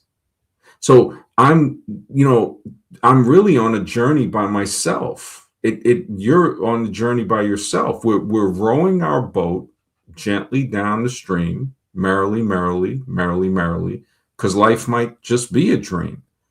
And that understanding can frighten, and it breaks any control that somebody might want to have over you. Because now you're saying, no, no, no, no. I'm here. I know more by knowing what is not than trying to figure out what is. I know I wasn't put here to serve you. I know that for sure. And this is not you personally, but this is talking about governments. This is talking about people trying to enslave us, like, for their benefit. And so we know what it's not. Now, we might not figure out what it is, but okay, we see that you're not going to take anything physical with you when you go. You wonder, you say, okay, I can't take money. I can't take no type of luxuries. You're not, everything we have here is borrowed. And that seems to be real. Now, this is what we know, but could it be something more than that? Like that old saying from Japan, money talks even in hell. So is there something that I don't does, know if that's yeah, and it makes you wonder, because people are just like, look, man, don't believe everything people are telling you. There could, maybe we take our emotions, maybe our hate, our love, our fear, our bravado can go into the next with us. I'm our not, patterns. yeah, maybe that they like, because when we came into this world, the way we're lost right now, what makes somebody think that we're going to be found in the next world? You see, that could even be a pipe dream. Like, well, God or somebody is going to tell me what it is. Well, our skills too. I mean, we have skills, we have abilities. I think we that gets passed down somehow, whether it be. It get passed down genetically in this world, but what is like when I think of the next, and I wonder, like, and I say, okay, some nights I have intense dreams and I'm not able to really put them together. And I'm supposed to be able to interpret dreams. I've done that before and I've worked with people that have done it. They're amazing interpreting dreams and experiencing them. I love it. But I had some pretty scary ones the other night and I tried to figure it out. I mean, scared to the point where I got up and I was like, man, is something moving around in here? Like I was like, I saw it, and then I was like, you know what, man? It was like 1 a.m, 2 no, I forgot what time it was, but I went back to sleep because I think I ended the stream early last night. It was before midnight. And I love dreams like that. But then I wonder, some nights I go to sleep and I wake up in the morning or in the early. I rise in early and I'm just like, holy smokes, what? I don't even remember just nothing but falling asleep and waking up. And that must have been a good sleep because I didn't even have to get up to take a leak or anything like that. Because sometimes if I drink some water or something, you're getting up at 3 a.m. to take a leak and then just go back to bed. So it's like, I don't know if dying is going to be like that. Is it going to be, what is it going to be? You said you had a scary dream, a very frightening dream?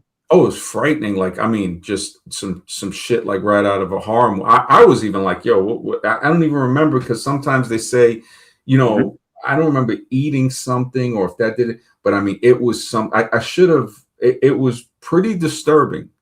It was pretty disturbing to the point where sometimes when I have dreams like that, I'll try to, like, I've done this before. I've went back into the dream. I say, man, let me try to go back to sleep and go back into this dream. Now that dream the other night was like, it was creepy, man. It was it was like, it felt like it was real.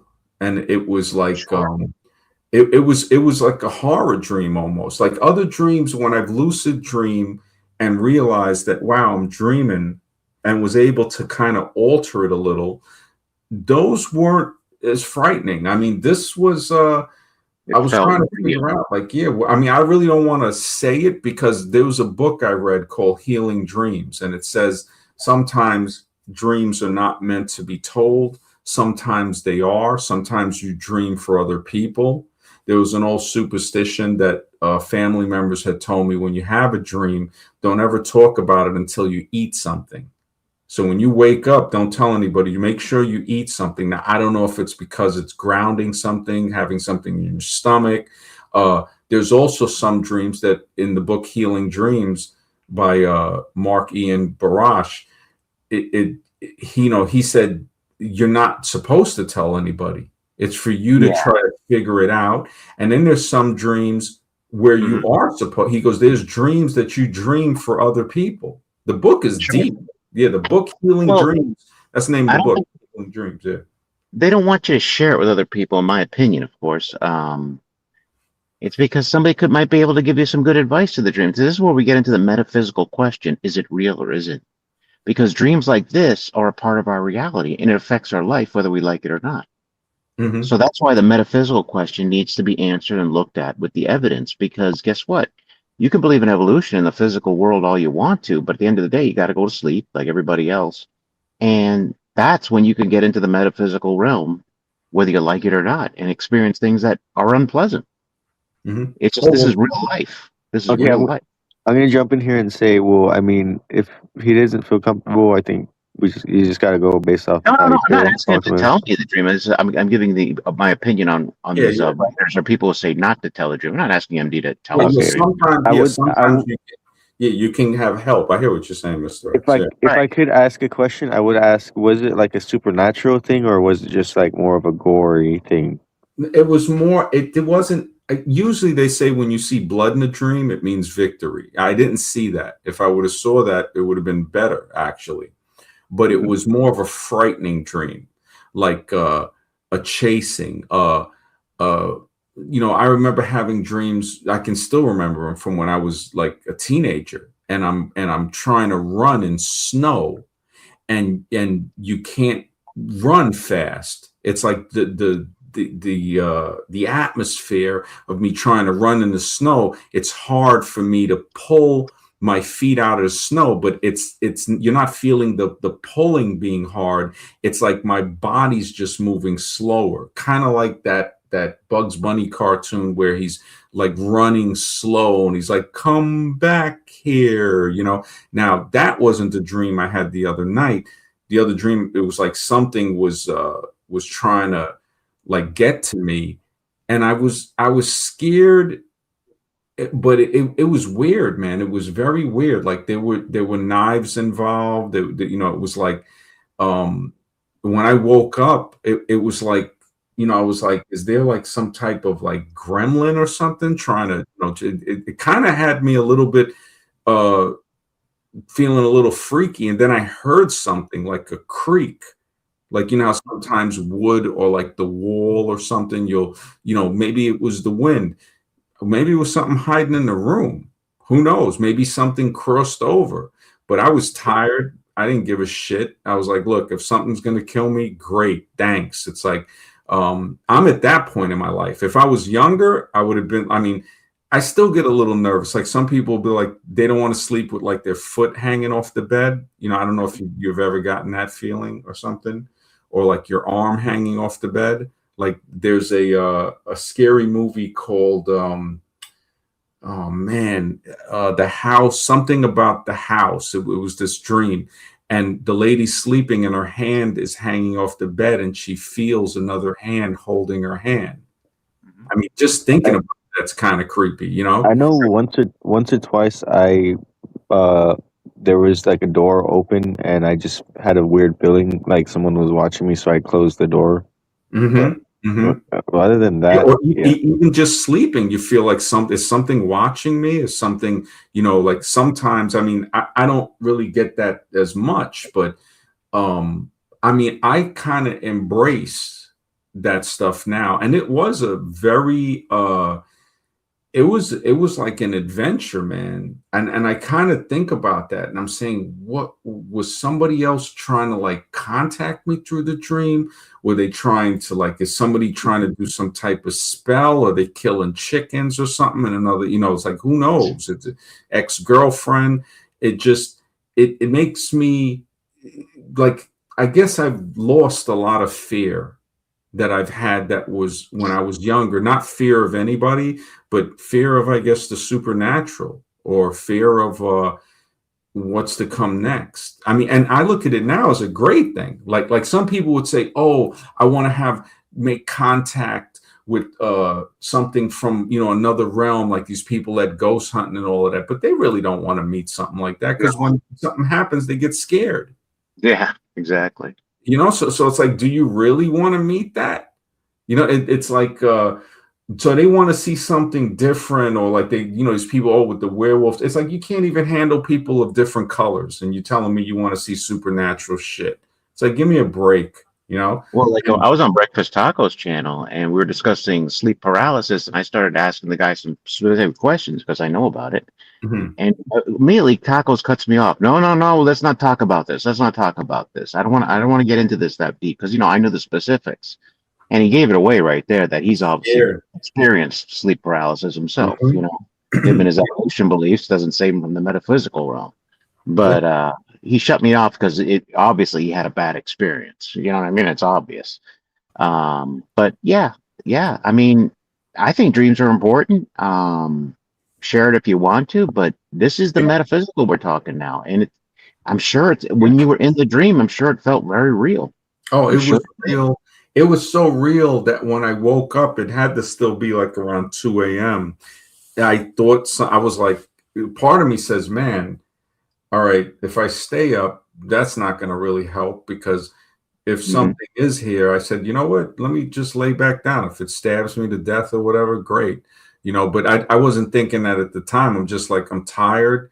Uh, I'm going to lay back down. And it was weird, because the non-coincidental. You go to, it's like, okay, now that I'm up, I hear the creak, it's like, so how's that, match up? And, then you start to wonder, did I just see like a shadow or something? Or it was, it was kind of horror movie-ish. It was very fast paced. But there are dreams that what happens in real life can bleed over into the dream. Like you can, Sure. if you're watching some, so I can understand that. The evolutionist, I would think, always lies. Remember, they're going to come up and say, "Oh, well, that's your, what happened during the day and your mind." They never want to Hmm. accept reality for the unknown facet that reality always has. Exactly. They want to think they know everything, and that's like the epitome of a fool. The one who thinks they know. It's like, oh, It's you're confirming that you're an idiot at that point. exactly 100%, Yeah. 100% in it. But it did affect your life because, like you said, you had to get up out of bed. Hmm. You had to think about going back to sleep. And so obviously it affected your day if you have to go to your work, your job, or whatever you have to Oh do in the yeah, morning. yeah. At least I You know got a what I mean? couple of more hours in. And when I went back to sleep, I did have like a different type of dream, and I kind of saw somebody, and it was weird. I was just Hmm. like, man, how did that person kind of get in my dream? And then I said, is somebody do, because people, I do, and it's a belief. I do believe that people can do things to influence something, to maybe contact people in their dreams or harass them, or Hmm. there's certain things that we don't understand, that Of course. dream, it has a metaphysical context. It's like, I don't think all dreams are the same. Like there might be nights where only we can, it could have been a full moon. I haven't checked the cycle of the moon or anything. I don't know if it was, but um Hmm. maybe the new moon has something to do with it. Maybe, you know, I'm not sure. I'm really not sure what it is, but I it think sometimes too, if there's people next to you, not next to you in your family, but like say a next door neighbor, even if they dabble in the occult or witchcraft, that can affect you also. That can That affect you that also. that definitely. There was a guy and a girl, a couple that I spoke to like 3 or 4 years ago, and Hmm. we were talking about dreams. And he was saying, man, he's a security guard, an armed security guard, and at a jewelry place and at a gold exchange. He was like, hey, I can get you a good deal on like gold and stuff. And we were talking. And he goes, yeah, man. He goes, sometimes I'll be dreaming. He goes, and I'll feel like something's choking me. Oh And yeah, he, that's very yeah. common. Yeah, and I'm like, wow, man. And he drinks and stuff. I said, well, you sure? Maybe it's the alcohol or something. And he goes, yeah, sometimes. And he goes, but then there's those times. He goes, his girlfriend will be there, and she starts getting these crazy dreams. And They it had a was, documentary about that, the choking. There's actually uh-huh. a documentary about that. They call it the old hag, but if they jump on them, they start choking them.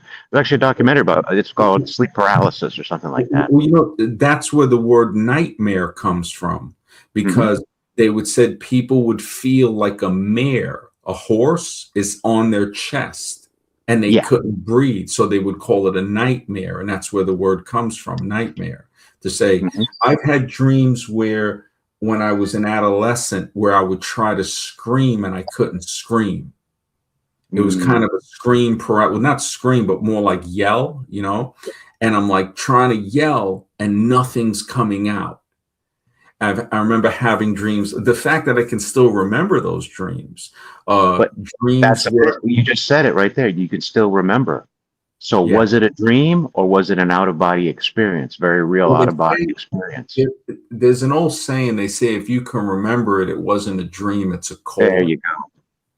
So it's sort of That's like a message or a calling. So if you can yeah. remember it, it's not a dream, it's a calling, it's a message. It's something that was trying to contact or let you know.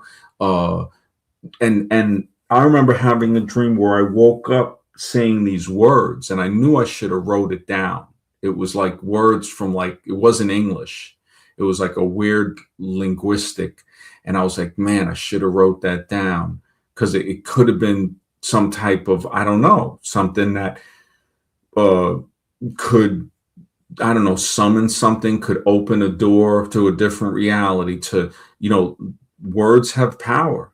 Words have power. Sound, sonic vibration. There's a scientific way where I figure, okay, there's a way to explain this. I can't explain everything, but sometimes when I look for these explanations, it starts to say, I would have liked it to been. I kind of was more happy with the mystery. So like when I was researching the stuff for writing Architects of Humanity the other day, and I was looking into some of the stuff that other researchers kind of, if we're both on the same journey for truth, we're going to meet up at the same place. So they came to the conclusion that I had with not only they didn't talk about Ganesh being a being in a suit, but some of these Egyptian deities with the animal heads. And it's like, wait a minute, that might not be an animal head. That might be a biosuit that they're wearing, especially for the potter's wheel of Canaan. With the amphibian goddess, that looks more like a facial mask that maybe, and I would think of it that, okay, maybe it's a different being, like wearing a suit, but what if it's a suit that holds a spirit? So now they can't exist in this 3D world unless there's maybe they have a suit where the spirit can, so I was getting into Robot. That makes a lot of sense. That makes a lot of sense. Yeah, because I thought, should I even put this in the book? Should I leave it for part 2? Should I, so I was trying to section everything out and say, wow, okay, so this is on a different level. And then I was going into, okay, so what is it with us that is the consciousness? Could it be like a stream that they can hijack? Like I wrote it down. I was getting really deep into, the whole, like on the potter's wheel of Canaan would create the spirit body called the Ka. And I forgot the name that they call the physical body. So you got the physical body on the potter's wheel. And then I got to look again. They had some hieroglyph friezes where you see the two bodies. So now they take the spirit body, the Ka, and implant that into the physical body. So, I mean, just the fact that they got carvings of stuff like this on ancient, walls and in text is just amazing, to say the least. They understood the spiritual very well. Oh, yeah. These advanced civilization that had things that built that we can't explain today. Yeah. They understood the spiritual. But of course, the evolutionist who says we're apes says no, you're wrong. Yeah, no, they definitely, the apes, the more I look at the ape thing, the more I realize it's just pseudoscientific blackface. They can't do the Al Jolson and wear the blackface on stage and mock people. So now they make these models of ape men to mock people and say, oh, look, this is what, these people come from and all of this. And these other people are like a more advanced version. And it gets extremely racial. It's actually what created these pseudo categories of race. Look at when Darwin came up with his theories. It was a very racially segregated, oppressive society when he came up with his theories. Exactly. And they'll go back. See, the funny thing is they'll go back and try to say, well, that was a different time and people thought differently, but they're quick to take credit for anything that was built. Well, Christians built this thing. I'm like, well, they also enslaved people. You don't want to take credit for that, right? That, it was a long time ago. Why don't you just forget about that? But you ain't forgetting about the accomplishments, though. So if they want the good part, but they don't want the bad part with it. And it creates an imbalance, like what Carl Jung said. No tree can reach heaven unless the roots go all the way down to hell. So if you don't understand that the dark and the light are bounded and braided together, you're always going to be in balance. And what do we see? We see them fall. Jimmy and Tammy Faye Baker, Jimmy Swaggart, the other preachers that have been caught in scandals. The one, Trump's spiritual advisor, just got caught for graping a 12-year-old for years until she was like 16. He only did 6 months.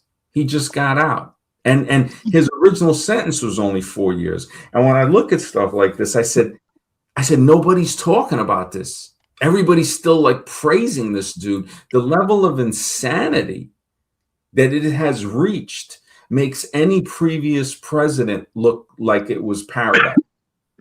You know, when I look at what's going on now. So I don't know where it's headed. I mean, one guy, Professor Jiang, he was saying that, you know, the fact that a lot of children are being ended in that containment area, he kind of his theory is, he goes, this is child sacrifice on a massive scale.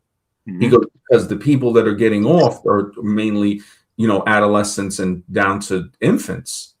And so, and nobody's seeing that. They're saying, oh, no, it's just war. No, this might be ritualistic type of stuff that's going on. 100% is. 100%. Yeah. And it's horrible. I mean, I have to admit, it's horrible. I'm not going to, you know, I see the stuff happening in other countries that's horrible too, you know, but it's like, you start to wonder, it's like, okay, what is this? And as I was putting, I've talked to people from Haiti, and they do the same thing there too, this the child sacrifice.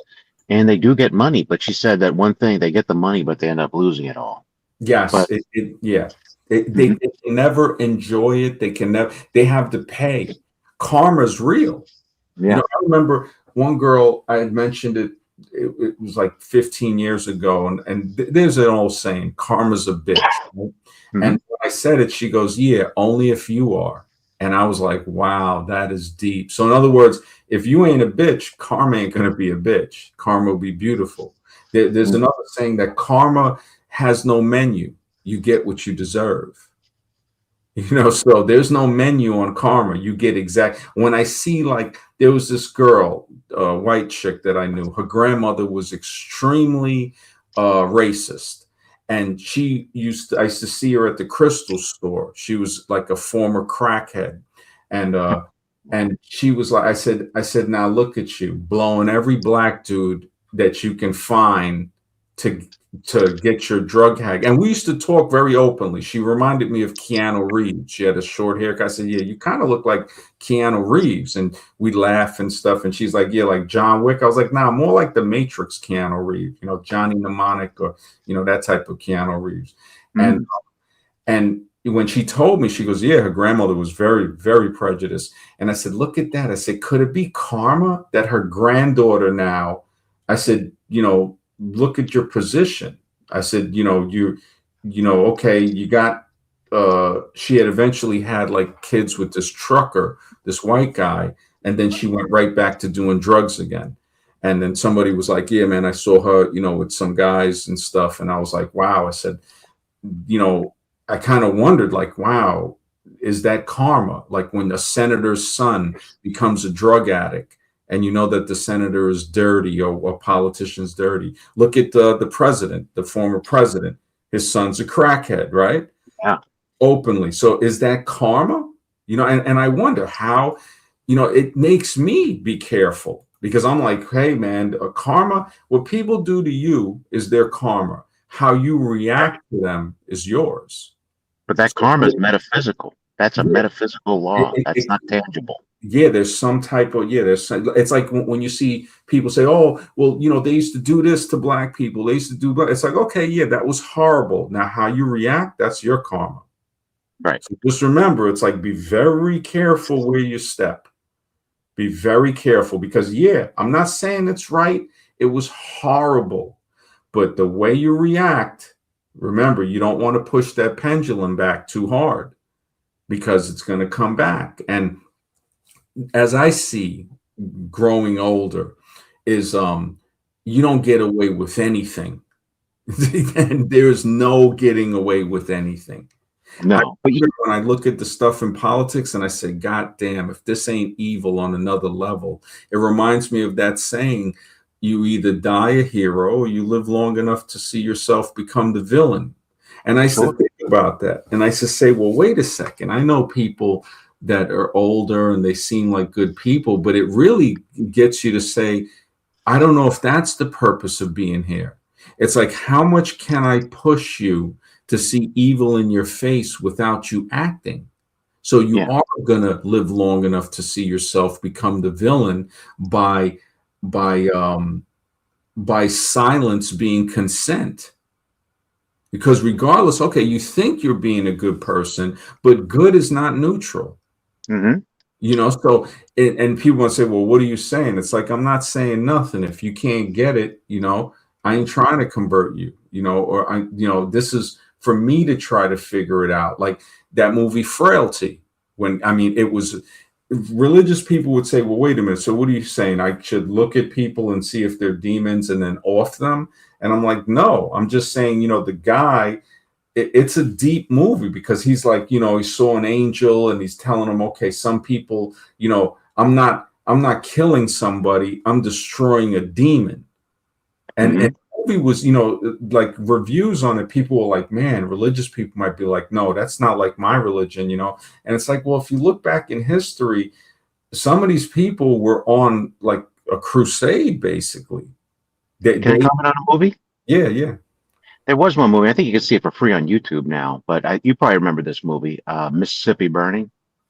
Yes, yes, I Yeah. remember that movie. Gene Well, I Hackman. remember when it came out, I actually saw it in the theaters, but I remember watching ABC News Nightline and they were talking about the movie. Gene Hackman was there, and Hmm. they brought in another guy who was a civil rights worker. He was one of the, worked alongside Martin Luther King. He was heavily involved in the civil rights movement, Hmm. and he was outraged at the movie. He was so angry because he said the way they portrayed the FBI was a complete lie.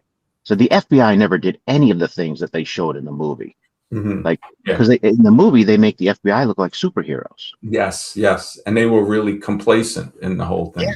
It was a Yeah. total lie. So we gotta be when we talk about history and people being angry about the history. Well, Hmm. hold on here. We haven't been really given. We don't know the real history. We've been Yeah. giving it. Were there atrocities committed? 100%. Were there evil white people who did these things? 100%. But we don't know the whole story. We just Yeah, don't know the whole definitely. Yeah, story. A lot of definitely. history has been very tainted. Oh, It's yeah, beyond belief. very much. That's why I kind of like that movie Frailty, because it Mhm. it really, it doesn't have special effects, but it lets you think. It's like, it's a deep movie, man. It's if you get a Mhm. chance, I think you can see it probably on a different site. I know they got review. You can watch the reviews, and the reviews are pretty good Yeah, on it. and just so we're not like white hating, there was a lot of evil people in general, like of all Yeah, colors, all doing colors. bad things. Hate doesn't have a color, and Yeah, when you really look at hate, it seems to be fear behind it. So hate is the I agree. mask I that agree. fear wears. you but know there is systemic racism. That is a oh, thing. That's all. definitely, It's just definitely. one of our participants who come on here. It's clear he's fear. He has fear in it. It's clear as Yeah, it's day. There's definitely fear. fear. And the systemic racism, remember, a lot of that systemic racism is held up in some part, not maybe a major part, but by people of color themselves. Definitely. Yep. Yeah, And that's what I of was course. saying. That's exactly Exactly. why I was like, the evilness is on all sides. It's On not just all white sides, people. definitely. You brought up a good point. When they do those rituals, everybody drinking from the same cup. That's got to change. I don't want to drink from the same cup of everybody. You know, yeah, yeah, things got to change. Ragamuffin Vision, man. What's up, bro? Good to see you. What's up, guys? Good conversation. Yeah, thanks, Hey, man. good to see you.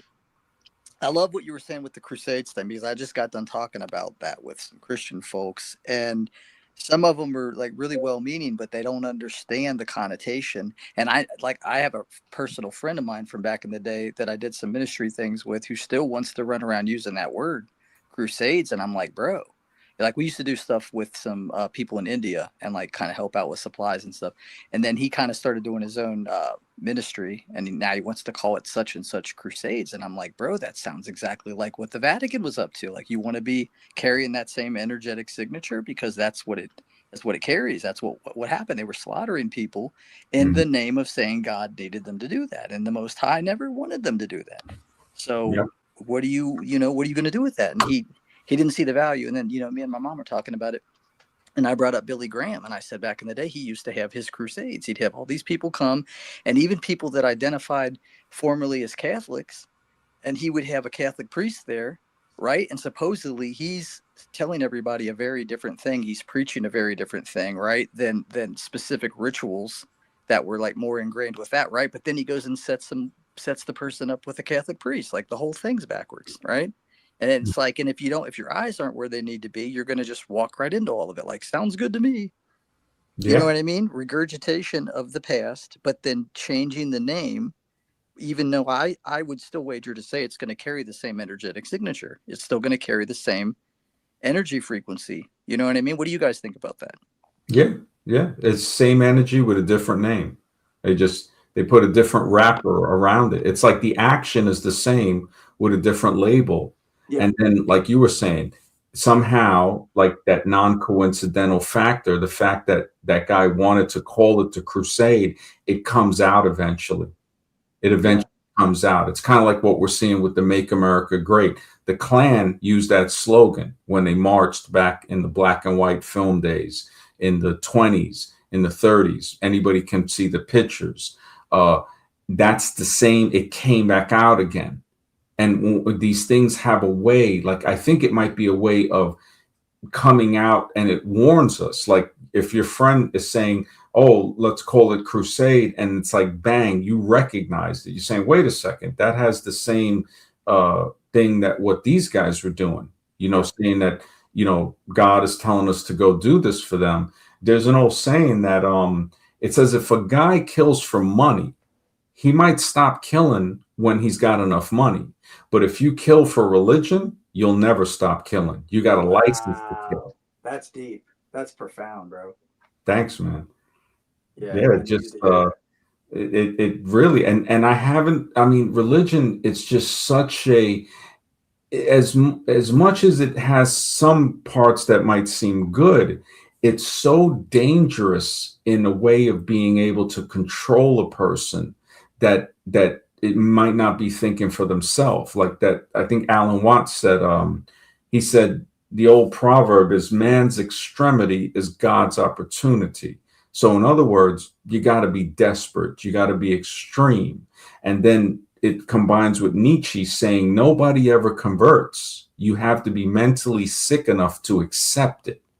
So in other words, if you're broken, if you're at that point, do they create this poverty? I mean, poverty is actually a weapon, and it makes people, it's like we're basically surviving to eat.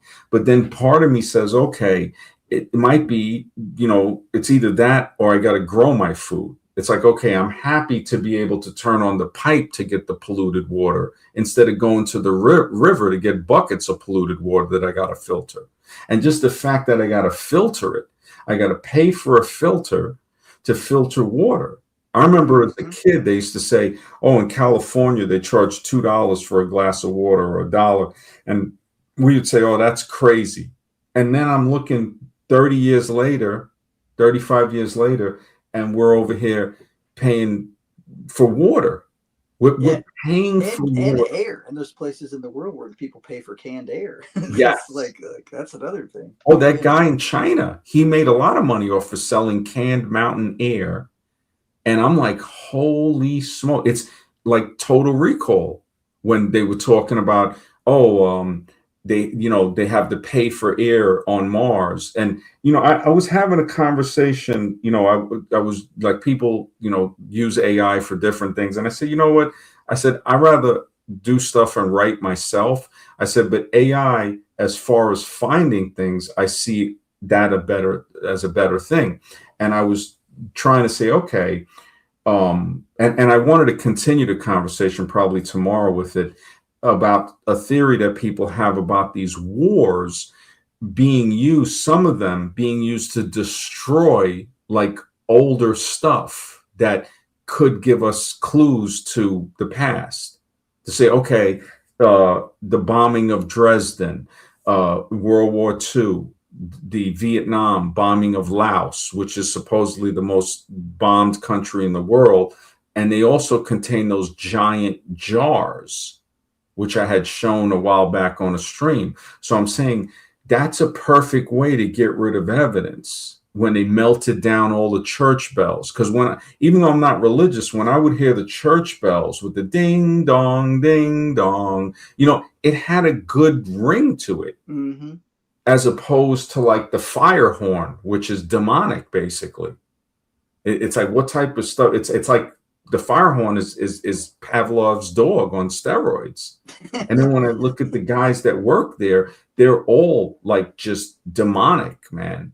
I mean, Oh, they're wow. always in scandal, stealing money, corruption, bullying people, hookers, all of this. And I'm saying, wow, these are supposed to be the good guys.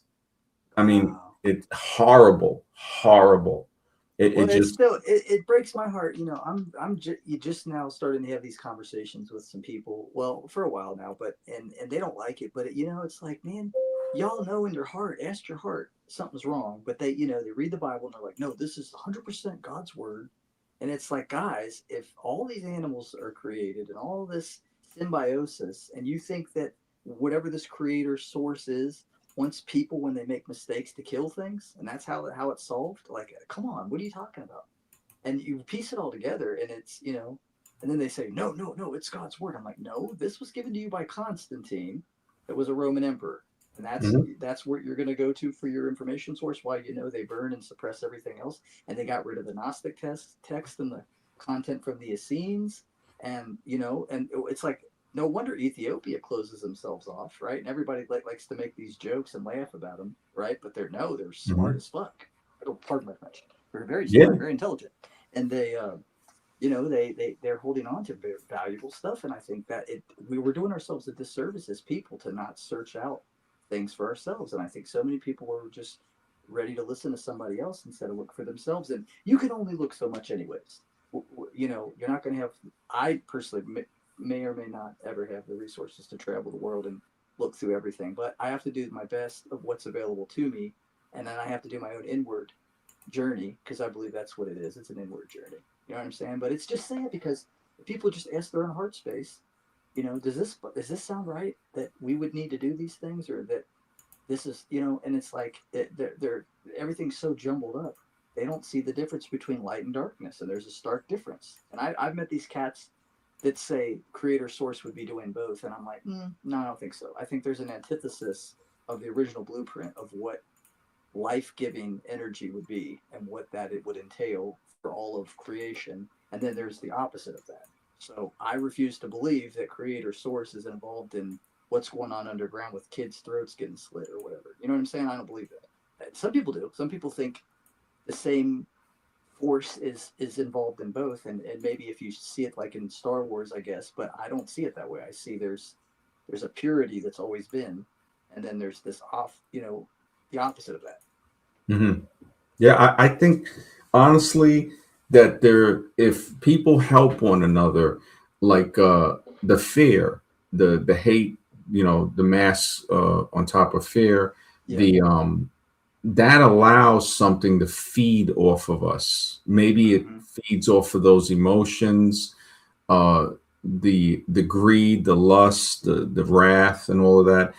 The love and helping one another, compassion, kind of it it kind of cuts them off from feeding on us. Like it's like if there's an old saying, like what would be considered to be torturous, like a torturous form of hell, is just everybody sitting around, say a big pot, say like a 12-foot, you know, in diameter pot of food, but Mm-hmm. the spoon that you have to eat is 6 foot long. So there's, or say it's 8 foot long. So there's no way to, if you scoop the food, you can't turn the spoon to feed yourself because the spoon is too long. But if you feed the person across from you, now it works and they feed you. So the greed in that sense would prevent you would starve to death because you're not going to try to feed somebody else. You're going to be trying to eat with an 8 foot long spoon, which is impossible. But if you figured it out that helping one another, if I feed this person across from me and they can feed me, now it works. There you go. Yep. So yeah, it kind of you know, that it really makes me wonder, and it's a hard thing for people, or like what we've been grown up, you know, this thing we've been grown into, because in the middle of that, like say, okay, you have a town where people grow their food, they have a water source, and they're living in accordance with helping one another, you have these outside forces that try to come there and destroy it. Like how we were saying, the Crusades and stuff like that. It's like, oh, so wait a minute, because you're bringing the book and telling us that, this book is what we should follow, but we already live in paradise. We already have what we need. We're treating each other with, goodness. We're not trying to hurt each other. And what's coming here telling us no, it's coming really to destroy the paradise that we created by understanding it's all about helping one another. Mhm. To that, we can see, okay, that's one of the answers, to make this a paradise. The problem is the external forces that are trying to destroy that. We see it even in conversation. If we try to have a nice conversation, somebody might try to come in and disrupt it. We've had that happen Yeah, many times on the plenty show, times. right? So it's just like if we were to build something and we say, okay, we must have some way to detect and hold these people back or hold this type of thing back. Maybe Earth is a place where if we're going to go to somewhere that's much better, that's where everything is, good and compassionate, they have to make sure that we won't give in to some of these. We have the chance now to show them who we really are. Yes. So somebody might say, hey, I want to go to a place like that. It's like, no, you ain't worthy to go to a place like that because, Hmm. we see how you act on earth. But Yeah. Right. yeah, Yeah. you 100%. squeeze a person, that's when you see who they really are. Like some people will act good. And I'm like, no, no, no, you got to be squeezed. And when if you act that way when you're at your lowest, now we're seeing that, okay, that's really you. Yeah, and somebody would say, well, why don't you fight back? Why don't you? And I'm not telling people to just, not fight back and just, let somebody hurt them. But when you look at that, you start to say, okay, if I'm going to go to a place that's non-violent, to where nobody treats each other with violence, I have to be proven worthy that I'm non-violent. Yes. That Yeah. so that gives, Absolutely. like, I think the Cathars had lived their life like that. They didn't believe in reproduction. They said, look, the prison is this world. So the physical is the prison. So they're not going to have kids. And the Catholics systematically eradicated them, built bonfires. Some of them jumped in it, as far as they said. They said, look, one, we don't believe in violence. And two, we're not going to procreate, because we know that the spiritual realm is the real.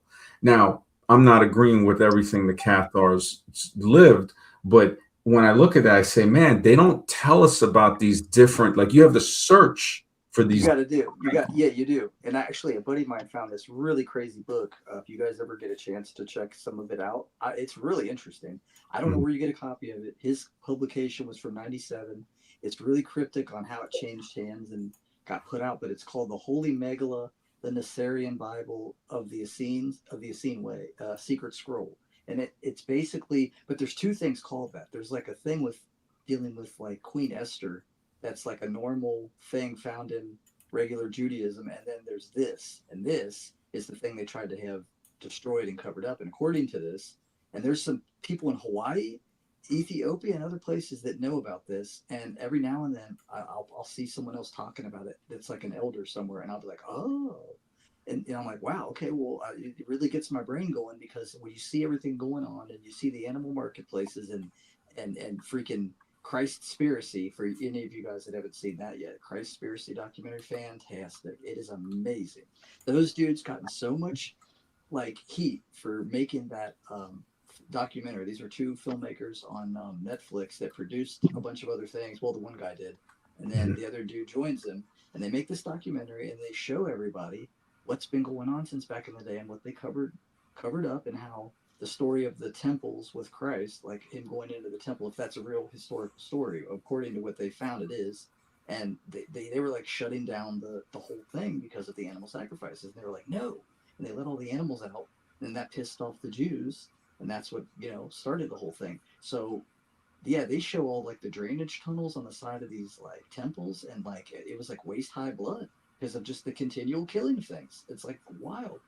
And so, according to this megillah, it goes all the way back to the garden, and it says what started everything was Adam and Eve were tricked by these beings with metallic breastplates to break a branch off of the tree and then kill an animal and then consume it, and that brought density to humanity, and then started getting the animal kingdom going crazy and everything basically the way it is. So that's according to the Megillah, and the Megillah talks about like three suns in the sky, an artificial one. It talks about the natural one, and I forget what the other one was for. And then it gets really weird when it starts talking about like more end time related things. It starts talking about the land of the eagles, which sounds like it would be talking about the U.S. And it said the king of the eagles is like overthrown and by the people of the crescent moon, whoever that is. And then it described basically underground fortified areas that are destroyed. It was just the Crescent moon weirdest would be wording. Islam. Crescent Yeah, moon would be Islam. that's kind of what I was thinking, but I wasn't Yeah. 100% on what that would mean. That's their Translated. symbol is the crescent moon Yeah, with the that's true. star. Yeah, Yeah. that was my first thought, but so, and then it goes on to say, what else does it say? Yeah, and then it says there's the three forms of Satan, and the final form is man merged with machine. Well, it basically doesn't say the word machine, but Mm. it uses symbolism to where the old way they worded that, I forget what they called that. See, I'm just sort of AI. spitballing here, but they used a word specifically for the word machine, and it Mm. just leads you to that in your mind. You're like, whoa. I mean, the fact that they even have the word for machine in such an old text, it makes you wonder right there. Like, a lot of the stuff we have, it might not be as new as we think it is. Yeah. Um, and the crescent moon, one guy had a good theory. He said when Islam invaded India, Shiva's symbol is a crescent moon. And they say that whatever religion tries to absorb another religion, it's part of that religion still shines through. So, like how when they had the Aztecs that they said would cut people's hearts open with obsidian knives and pull their hearts out, right? If you look at some pictures that they have of Jesus Christ with his heart open and you see the thorns around his heart, it's like, why would you have a picture like that? That's very similar to the pictures they have drawn in the Aztec codex, I never Mhm. caught that before. There Wow, is. dude. Yeah. right? So You just blew my mind, bro. thanks, man. So they try to assimilate that, but yet it kind of leaked into their religion. And the same thing with the Islam going into Hinduism, because all throughout Indonesia was Hindu. And Bali is the part of Indonesia that's 80% Hindu. When people go to Indonesia to visit, they go to Bali. They don't go to the other parts as much as Bali because it can easily be seen. It's like you start to say, oh, okay, these religions, you think they're conquering them, but really they've touched something that now they've touched it. Oh no, you think you conquered it, but just touching this thing is the beginning of your end. It's kind of like karma in a way. Mm-hmm. It's like going somewhere to say, okay, I'm going to take this place over, and we see it clearly, like with invasions and stuff like that. That karma has a way with coming back. That it comes back in ways that are like it makes you think, like, man, I better just do the right thing, because as much as I do something wrong, it's gonna come back. Yeah, it is. Dude, I Yeah. was with. Listen to this. I was with this guy one time. Me and some friends had gone to this party, and it was this girl's family were like really really wealthy, and they were part of some kind of film crew or something, or they were on like a film committee or something. So they got to see like movies early, and they had like a little movie theater in their basement, and they were out of town. So this girl had this party, and we went there. And my friends were just being huge a holes, and like this was back during my punk rock years, so they were just like ransacking the house and being jerkwads. And I was like the ride for some people, and this one guy wanted to take stolen merchandise from these people and put it in my car. I was like, bro, no way. He's like, oh, come on. And I was like, no, bro. Well, he ended up getting a ride with someone else.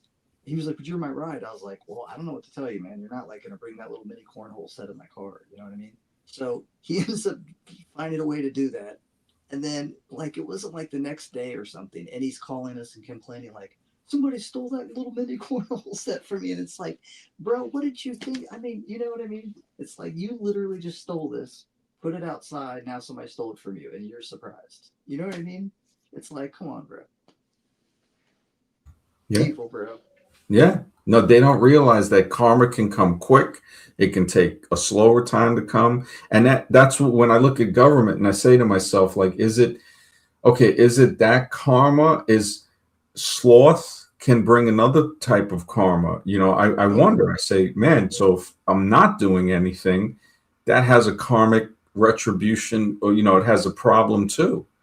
To say, how do you expect somebody to come and help you if you're not willing to go help somebody else? Yeah, exactly.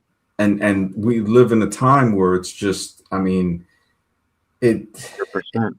yeah, it really has me wondering, man, like with all the research I've been doing, as I go back, like just looking at the whole garden story, when I think, okay, the garden, it has in ancient lore, not even modern, it has been known as a lab, as a laboratory. That the garden of Hesperides, the mythological, cultivation, the precious golden fruits. When we look at stuff like the golden fleece, the fleece that can be put on somebody to heal them. You wonder, what are these, how did people even think of stuff like this? Hmm. It's like, why would they make something like that up? And can you even make something like that up? Like, where does this imagination that we have come from? Can we imagine something that's purely original?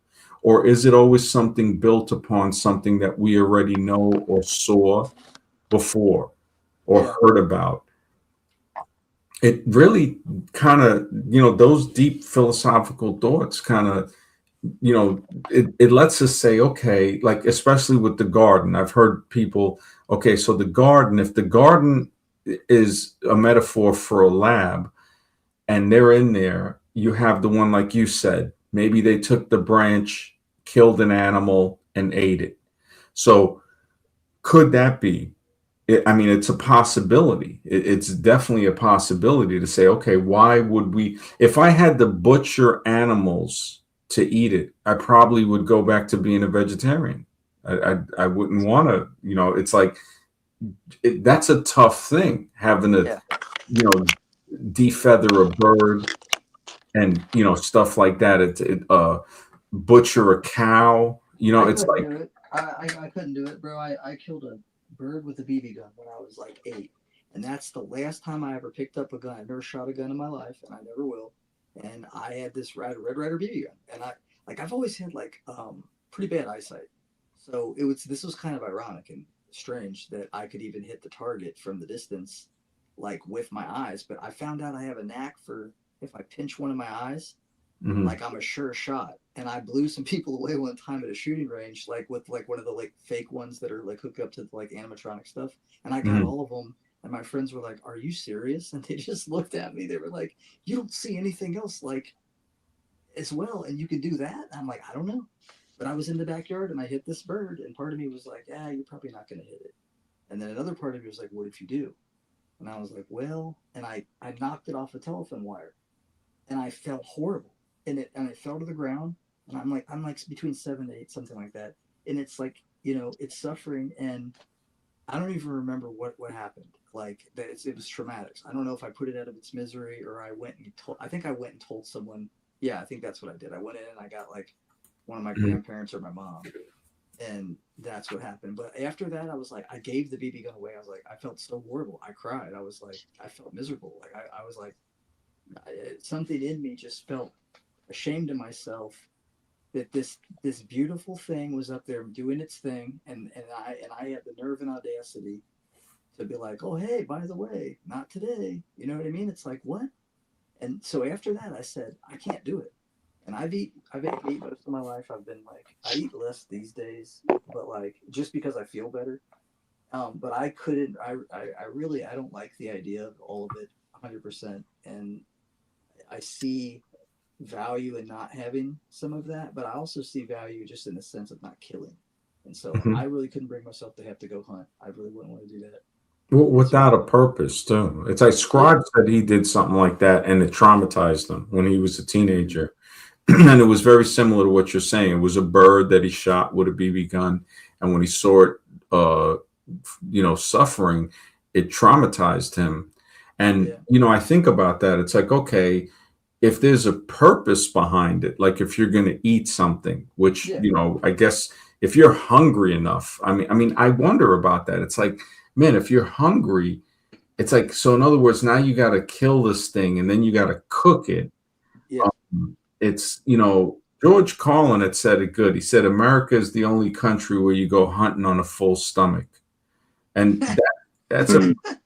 it's a, Well, yeah. that's profound too. Wow. Oh yeah. It's The profound. evolutionists would Dang. say that's just a chemical in your brain. That's why you felt bad. It's just a chemical reaction. But Oh, the evolutionists are mentally dead. They are mentally and spiritually dead. And I mhm. wonder about that because, it's like it's tough. I mean, when you look at tribal people that they kill stuff, and it's barbaric, man. Like David Cho, who went with African tribes, he said they would hunt baboons. He Sure. goes, the baboons would know. He goes, man, and then they would eat the brains like it's a delicacy. And I'm like, I'm like, I might just be starving, man. I know this lady that I met on Mhm. Discord years ago, older lady from like Illinois, and she had family in the military and traveled when she was little, and she lived over there in Thailand, and she Mhm. saw that happen where they took a monkey and put it between a table and like wedged it in there, and then took the poor thing's life, and then yeah, did that, and then Yeah, she and was I horrified. mean, I just, you wonder if it's like, okay, if you're raised on that, it's a tough one, man. It is. It's Yeah, super tough, bro. It yeah, is. I don't see kids wanting to eat animals like that. It's like it's definitely taught, to where, I uh, agree. yeah, it's a tough one. Insects too. I don't know what kind of insects some of them eat, but Oh come yeah, on. yeah. It's just the grubs. Now it's it's a tough one, man. When I think about that, it's a really, and if you're hungry, if you're starving, now that brings into the equation, how far is it going to go? Because it's like looking in the refrigerator, Yeah. and you got something in there you don't want to eat, Well, and then you go back, hours later, and you end up for eating what you didn't want to eat. yeah, absolutely. For most people, that's going to be a big problem. I think because I'm sure one of these days someone's going to ask me that when just me taking the stances and the positioning that I have on some things. Someone's going to say, well, "What if you were out there in the middle of nowhere and you're really hungry and there's this animal?" Well, see, my old self would have said, "Well, then I'll have to do what I got to do so I don't feel this discomfort of hunger, being hungry, and Mhm. so I don't die." But once I go get woken up out of the matrix and I start becoming more detached to things, including my own flesh and my own wants at times, Mhm. it's getting easier to just be totally detached from certain outcomes, Mhm. including that situation. So if I were in that situation, I'd probably just go inward and pray, meditate, talk to God, and figure it out, and be like, I really don't want to go kill that creature. So what should I eat or whatever? I would just figure it out. I don't know, or I wouldn't. I saw a thing on YouTube of this girl that hasn't supposedly eaten in like years, and she's just alive. And I'm like, I don't know. Is that true? I don't know. Yeah, I don't know. It's so I've heard of crazy. stuff like, yeah. I mean, what about that movie Alive? My friend was from Uruguay, and he said it was based on the plane that crashed in the mountains, and Hmm. yeah, and they ate people, some of the other passengers, to survive until they were rescued. I forgot how many weeks or 2 months or Yeah, something. I So I heard about it happening, and I heard about the movie. I never watched the movie. Who was in that movie? Was it any famous actors I in it? remember that movie real well. Yeah, I was yeah, I don't Woo. remember who was in it. If there was any known actors, I'm not sure. Yeah, no, and that's what I should have said. Yeah, Yeah, I I think it forget was. anybody famous was in it. Yeah, I think it was regular actors, but it makes you wonder, like, you know, it makes you wonder, like, okay, how far would I go when you're hungry? It when we're hungry and or starving, we're not the same person we are right now. that's right. You're right. Agreed. Agreed. Yeah, so and then when we look into the fact that more than half of us is bacteria, so a little less than half of the cells in our body are the human cells, or the cells of the bones and the muscle and the blood and the nerves and the parts of us that is the physical mechanism called the body. Then a little more than half of those, the other half, are the bacteria, the microbiome. So that's not really us. Hmm. So now, is it that, like, so we think that we're like one thing, like one organism, when really we're like made up of a whole bunch of different things. Like only half of us is the human organism, and then the other half that's required for this human organism to function properly are these bacterias that inhabit our intestines, our heart, our lungs, the skin microbiome, the lung, the brain. There's so much we don't know, and then that's just the physical.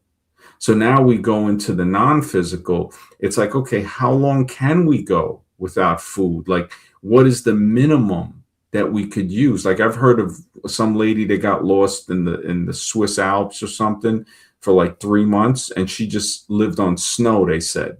So Yeah, she had, water. yeah, like the water from the snow. Now, I don't know if it's totally true, but it really makes you wonder. It really makes you wonder. It's like, what, I wouldn't want to be pushed to that limit, Yeah.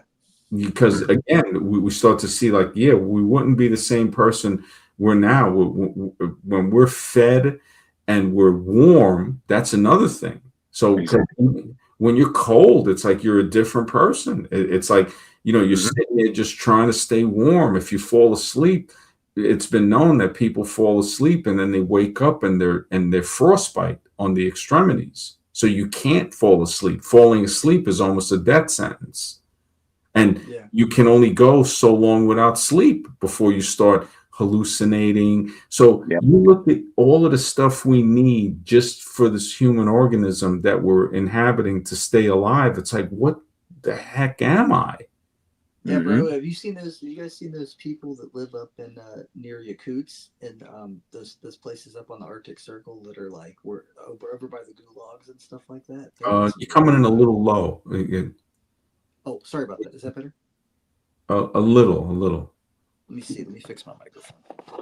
Hey, MD, I just wanted to mention real quick that I saw that about what you said about the sperm when it meets the egg, it's a flash of light. Hmm. And the scientists say it's, the zinc atoms, billions of zinc atoms, igniting from calcium. But, maybe that's when the spirit enters the body from the other dimension. Or maybe the That's creation of energy, sure. Sure, that too. Yeah. to where it's like, Interesting. if something is it sparks. I mean, the fact that they're trying to say it's the heartbeat, I think it's 2 to 5 cells, like when those 5 cells gather and you Hmm. get that heartbeat. So now it's showing us that, and I've thought of this before, it's like we're always looking at it as the mind, but what if it's really the heart? Like, thinking our way through life is one part, but what Hmm. if feeling our way through life is actually the main part of the puzzle? To say, oh no, you're doing it wrong. Like Watts was saying, you don't work the piano, you play the piano. So to think, they say, what is it? Follow your heart. Okay, follow your heart, but bring your mind with you. So it's not just going to be the mind. It might not just be the heart, but it might be a combination.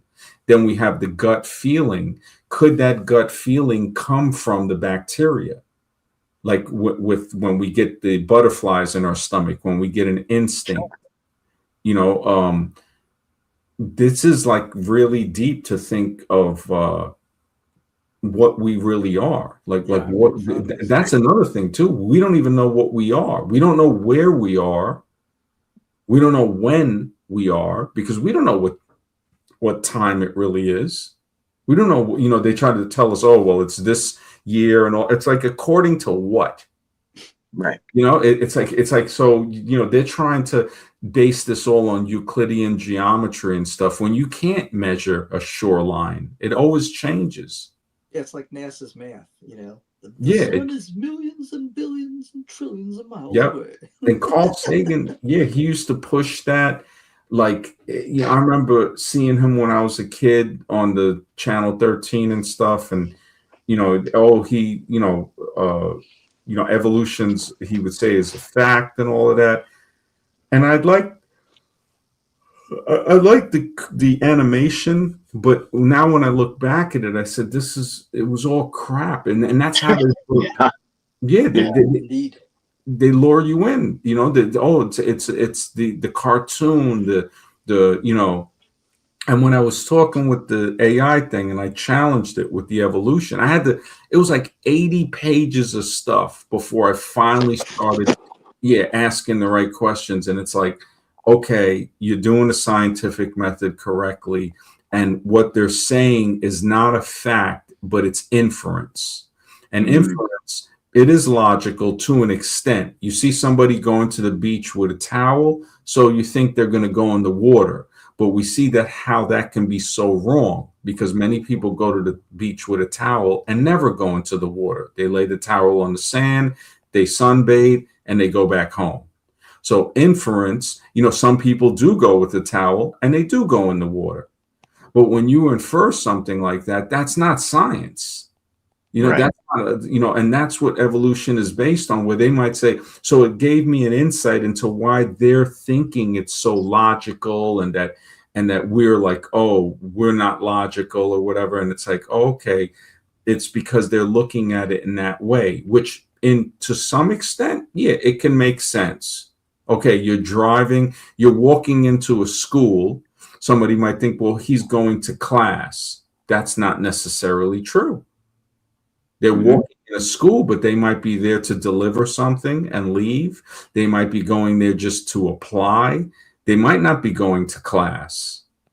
So there's a big difference with that. And the scientific method is tedious. It takes time. And a lot of these people are very impatient. They want a McDonald's answer right now. That's right. They do. And this is the problem that I see with a lot of we're taught to want things quickly, and that's a problem. That's actually a detriment. It's the good things in life aren't really things. I've noticed it's more experiences. To say, what did I learn from that? Like George Carlin, he had a good thing. He said, people take all these pictures, and I like to have pictures and stuff, especially in the digital age. You don't have to, pay to develop them. But he's like, well, what about the experience? He goes, you go to the Grand Canyon, taking all these pictures, but you never really experienced it. And Right. go home to look at the pictures. Why not just experience it? And that's where I realized, I say, yeah, that's like when I don't have pictures of certain people, but then, I say, you know what, maybe that's a good thing, because I experienced the time with the person, and that's what really matters. Yeah, it's nice to have a picture here and there, but and they do bring back great memories. But yeah, it has me, I guess, it's part of existence. It gets to a point to where, yeah, go ahead. What you saying? No, I'm just agreeing with you. I'm just agreeing with you.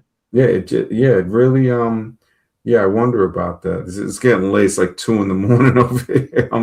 Yeah, I dropped something in the back chat that I got this jacket over the holidays from my mom, and it's hilarious because the jacket I got the jacket before they did that fake NASA launch, and I love that now because it's a conversation piece. So if I ever have it on, somebody's like, "Oh yeah, you like NASA?" But actually, no. See, this jacket, just like NASA, is beyond reality, because reality that doesn't make sense.